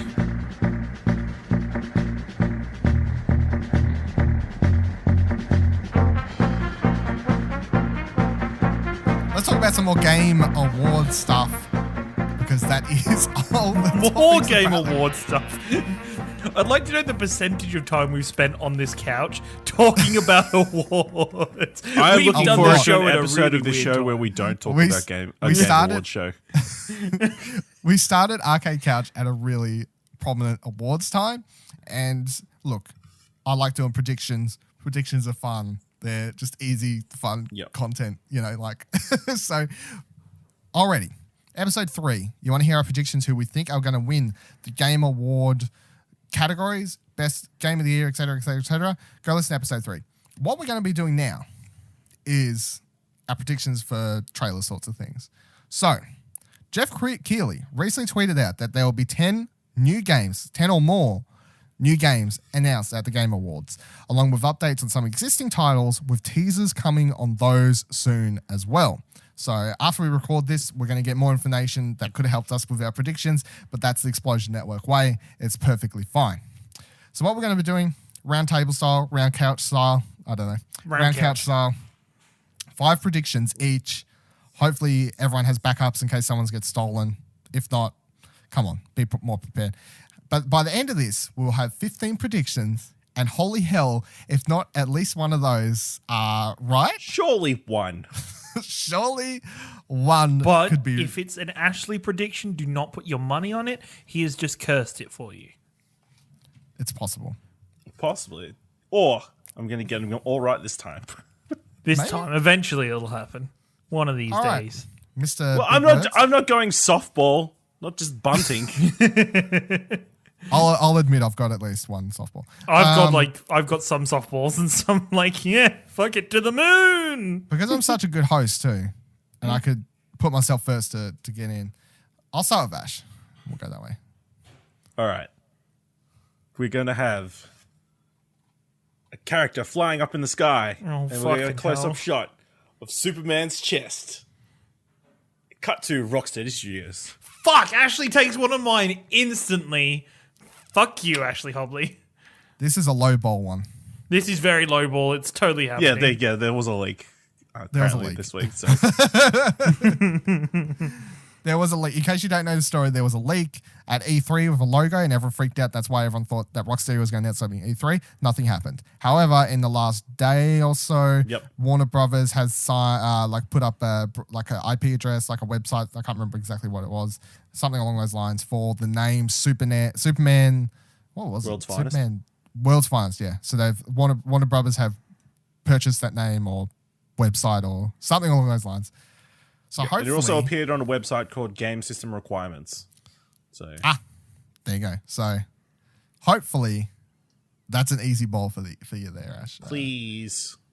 What do you got, Kieran? Please. I have got another easy one based on rumors at the moment that a rebooted Alien game will be announced at the show. Two low balls. I also had these low balls, but that's fine. Yep. Based on Geoff Keighley tweeted, I can't remember the exact quote, but it kind of led it to be Alien related. So I won't use it because it's the same one. But my version, I was going to say it's a sequel to Alien Isolation, is what it is. a sequel, you think? That'd be interesting because I'm too much of a chicken to play Isolation, but I've watched enough, and that game was really cool. Like just the AI I never finished behind it. It was too hard. Yeah, the AI behind that game is fucking cool as hell. Like if you ever want to look into game development or how people program AI, the 2 AI systems that work in that game is awesome. Okay. Harry Potter game announced. You would. Is it the one we saw leak footage of? It's the one we saw leaked is announced officially. I don't have a developer I think's doing it, but I'm just going to say it's announced. Officially. With a different trailer because they're like, fuck, we'll have to edit the new one. What's your next one, Ash? All right. The EA Vancouver version of the Visceral Star Wars game is shown. Fuck no. No way. Oh. That's a big hit, but no way. Yeah. it's I'd gonna be happen. pretty pumped if that was actually a thing, but nah. And they'll also show a Jedi Fallen Order trailer. Fucking, Oh, fucking hell, Ashley. you're adding stuff to make your prediction harder, but you know, you Maybe get halfway. lowball one. Maybe you they'll show a lowball trailer one. for that one and then just release like plus coming later the title. I know. Maybe, okay. I mean, What do you- I'm fleshing this out, spitballing. Star Wars do you is got? definitely going to be Game Awards. All right. What do you got, Kieran? Hideo Kojima is going to repay Never heard of him. years and years of the bullshit time he's wasted at the Game Awards. And after the bullshit trailer that he will show at the Game Awards this year, there will be a release date for Death Stranding. Really? You reckon I a think there's- release date here? I think there's going to be a release date here. I think he's done enough. Geoff Keighley's given him a spot every year. I think the Game Awards is an appropriate place for him to do the release date. So, I think I was aiming for 2019 when it was originally announced 20 years ago. So I think, yeah, It was go 5, for it. I think. It feels longer. I mean, that's pretty quick for him. It is. It is, but still. Do you None of them expect it to be a CGI trailer or is it going to be gameplay? I think it's going to be like a weird mixture again, like the Delivery Boy one was, where it seemed like it could have been gameplay, but was it The gameplay? delivery boy one. That's what I call it, because it looked like Delivery Boy Simulator, carrying his pizza boxes on his back. His baby Yeah, boxes. it could be. I don't think in true Kojima fashion, we're not going to know what the gameplay is of this game until the game comes out. Like, we're not going to know what this game actually is until then. Fair enough. Yeah. My next one is Zelda Skyward Sword port announced for the Switch. That's pretty low hanging fruit. That's very low-hanging fruit. That's like be Nintendo fair- wants some money. I predicted this for E3 and it never happened, so I'm just carrying it on. I'd be super excited if this happens because Skyward Sword's the only Zelda I haven't played because #Fisher-Price piece of shit that the Wii U was. I'd like to play Skyward Sword on my Switch. Ash, what do you got for the third one? Guys, the Game Awards goes black. Everybody's freaking out. It's a blackout. I know. Oh, thank God stuff is still streaming. And then 3 green dots show up. Splinter Cell. You're just rehashing the E3 ones. Nobody listened to that. It's fine. This is a completely different podcast. Different shows. Three- Different podcasts. No Yeah. crossover whatsoever. Yeah. I would be, once again, excited. But if Ubisoft didn't do this at their own fucking conference, why would they They do it just here? wanted to stick it to Walmart. I mean, She. yeah, maybe. It's possible. Sure. Kieran, what do you got next?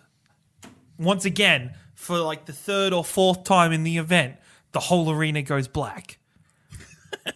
There's a lot of lights going out during the Game Awards this year. I'm going to be checking my TV a lot.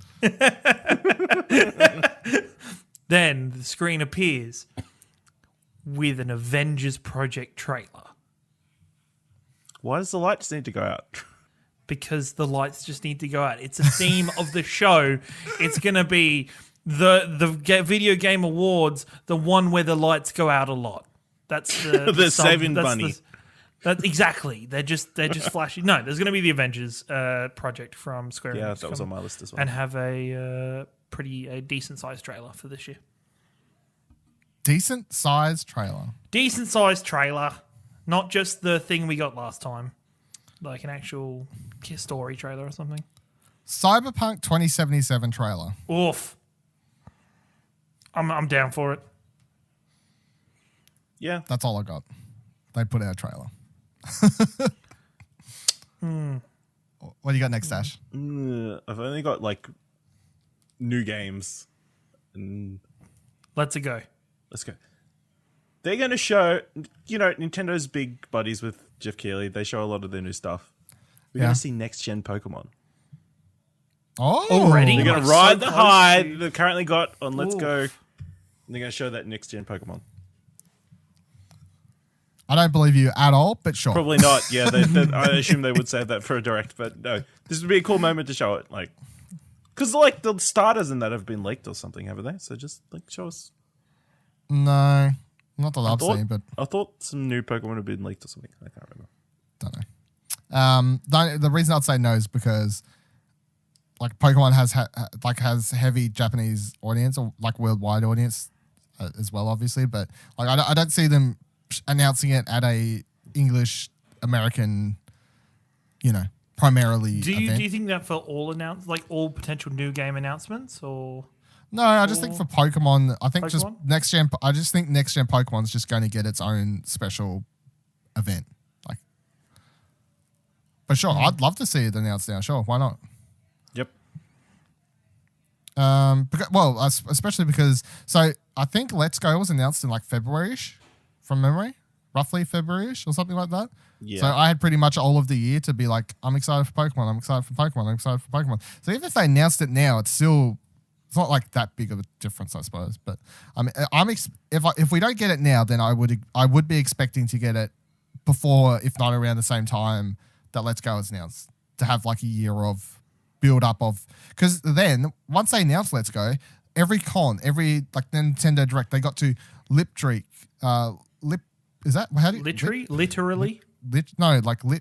Drip out. I don't know.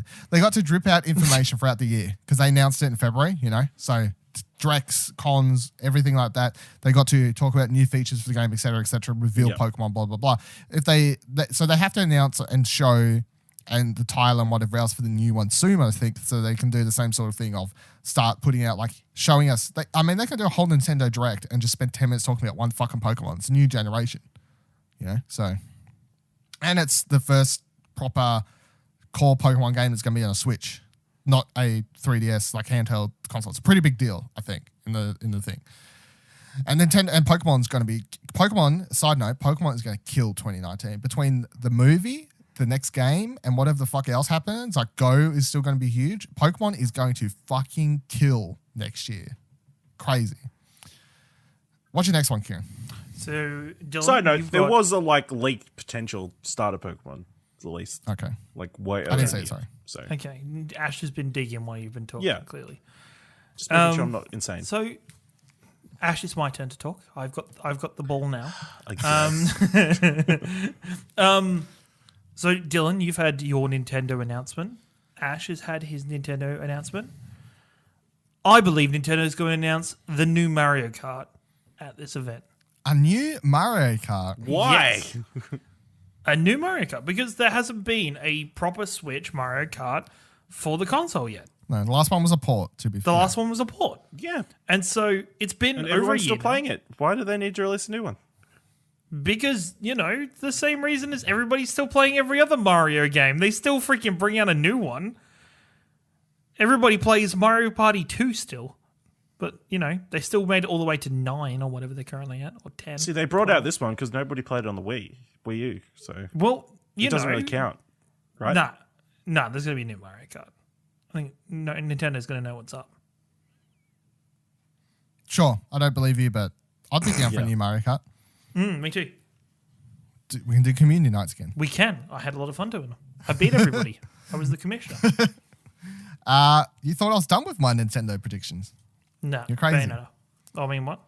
That's what it is. Bayonetta 3 gets a proper reveal trailer, not just, hey, it's happening, it's a thing. Yeah. We see first footage, gameplay, CGI, whatever, like a big mix of it all. Proper trailer for Bayonetta 3 finally. And boy God, pre-ordering it now. Did you finish both the games when they were re-released on Switch? No, I haven't finished either of them on Switch. I've played them both, but I mean, I finished them beforehand, so it's. Oh, it okay. was- So you had. Like, I finished them both. Like Bayonetta 2 was the only game I ever finished on my Wii U, and basically the reason I got a Wii U was for Bayonetta 2. Yeah, that's fair. So I played it. I used the fucking Fisher Price piece of crap controller too because I refused to buy a Pro controller solely to play that one game. Yeah. So I just put up with it, and I somehow finished it. I struggled sometimes, but it's fine. But yeah, so when I got Bayonetta 1 and 2 collection for Switch, it was one of those rebuys of I'll play these every now and then because I like them. They're fun, sure. Ash, final prediction. What do you got?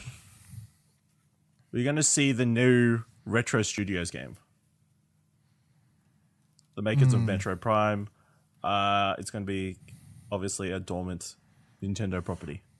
Fuck, I'm not Nintendo's really going to be happy. doing a lot of this one thing. Yeah, we've got a lot of Nintendo predictions. Nintendo's doing all over Yeah. the place. They're just like, it's the Nintendo sponsored video game awards. Well, Clearly. at least one of them's got to be right? You'd hope so. we at least picked a low hanging fruit each, so Yep. surely Yeah. we've got something happening. Ciaran, what's your last one? My low hanging fruit is a bit lonely, so I thought, you know what, I'm going to go again. Epic Games is going to announce a game changing event or like new map for Fortnite. Yeah, No, they're I in the mean, middle of a season right now, aren't they? They're in the They're not middle gonna of announce it, it for but next year. but they're going to announce that it's coming. It's like the last year I they didn't did the know. 50 versus 50 event, which was Oh, not okay. big. Like a new but mode. I still think there's going to be a big change coming with Fortnite. I think they like Guess what, shaking it people? up. You have to pay for it now. That'd be so bad. But I think Fortnite will have a fairly decent sized announcement during the event. It'll, I would it'll probably segue guess with one of that's their the thing. award wins. And it'll be actually their award. They won't just be getting punked. Yeah. What's your last one, Dylan? You may say, is this not what you said before? But I'm going to say it's not. I'm going to put this as its own prediction. It's not the same as the Superman one. Rocksteady's next game is a Batman game. Oh, you're going the Arkham, whatever one we discussed on Platinum Explosion, I'm going either that route or I'm going Batman Beyond. that the Superman game has Batman in it either way or something. All I'm going to say is That's all. No, I think you have to. I think you need to solid your stance on the Batman only game. You can't just be like the No, no. Superman game's going to have Batman tacked into it. Rocksteady's next game will include Batman as the main, if not one of the main characters. So you're suggesting that it could potentially be like leading into a Justice League game. I'm saying it could be like the rumor we talked about in Plat, which was you could switch between Robin, Batwoman, all sorts of things like that. Or I'm saying that it also could be the Superman game, even though if it's called Superman, it's still going to be 50%-ish each character. I feel that like it's a idea. different enough prediction to... I think that's pretty good. All right, Yeah, all right. I'll that's give it fine. to you. Give it to you. I was supposed to say I got another one, but I want to go for that one because I want to be right because then I can say my Rocksteady prediction beat yours. Or then I'll turn You're out just trying to be I right. mean, we could Cancel both Ashes be out, right. actually. It could be the Superman game. It's true. Yeah, and if Batman. the Superman game is 50-50 Superman and Batman, you both get Rocksteady's half a been point. working on a proper Superman versus Batman game. Well, Yeah. I think if it's Superman versus Batman, Ash, you only get half a point because it's not just a Superman game. Where Dylan has stated Superman versus Batman, he'll get the full point. Got him. Superman beats down Batman. And then they say Martha, and then they Yeah. both become friends. Did we just that become is- best friends? That is it for our predictions. We've done our winner predictions. We've done our announcements, trailers, predictions. Of course, next episode will be after the Game Awards have taken place, and we'll talk about it for the final time as we talk about the winners, losers, reveals, many things that are happening. I'm pretty excited for this year's Game Awards. I mean, even last year I was pretty excited, to be honest. I like the show. I like watching it. But in general, I even like watching the Academy Awards and stuff. So I feel like Yeah. I just kind of like watching these types of shows. But I like watching shows with new trailers being shown. Who doesn't? We play games. It's exciting. I mean, Why not? 10 new games. That's a lot to fit in. What? It's like a 2-hour show. Yeah, 2 Three. hours And roughly. And then I thought it was 3. splattering of updates for other stuff. So Yeah, they're pretty heavy, and with saying fuck the Oscars and stuff like that. Yeah. I think, and if Side they do what they prediction: did Joseph last year- Faris is definitely going to show up during the show. Yeah, definitely. If they do what they did If last he doesn't year, present, with I'm going to be very upset.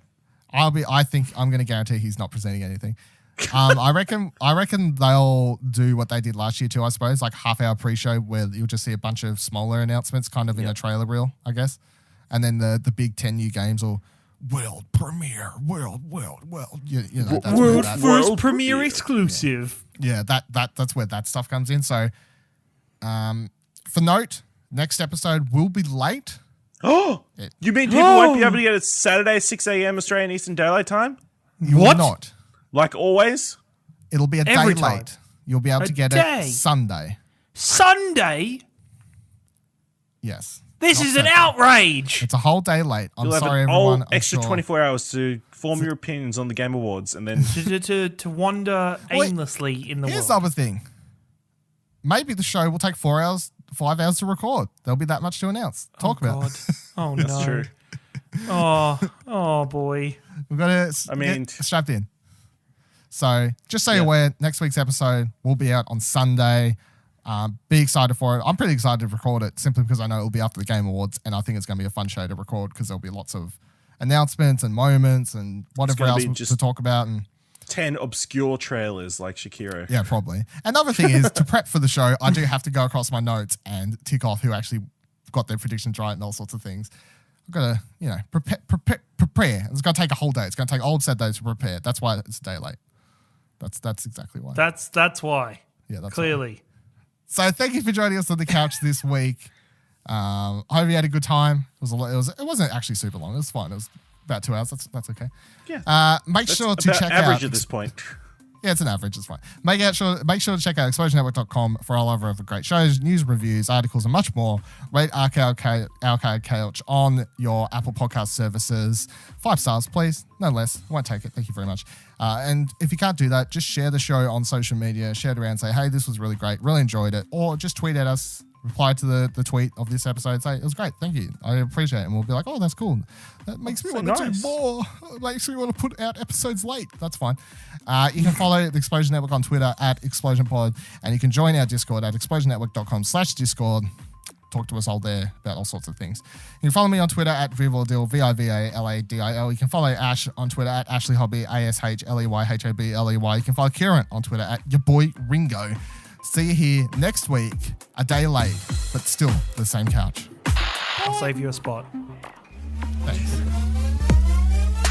It's a merry time of the year, and it's also a great time to start celebrating the best that 2018 had to offer from movies, games, and much more. Starting from the 24th of December through to mid-January, we'll be uploading top 10 lists for video games, movies, TV, music, and online media with special episodes of Top 5 to break down the top 5 of each separate category and why we picked them and what we love about them. We'll also be releasing some more specific categories within each of those, like top 5 songs to pair with our top 10 albums list, and discussing those on a separate bonus episode of top 5 as well. Then we'll have special end of year episodes of Arcade Couch, Platinum Explosion, What Do You Want to Watch, and Early Late Nights, along with a bonus Bevan Beats to give you a plethora of best of 2018 content to listen to, read, and peruse at your own pleasure. Stay tuned to explosionnetwork.com/best of 2018 and our social medias on Twitter at ExplosionPod and Facebook.com/ExplosionNetwork to make sure you don't miss a thing. Happy holidays, everyone.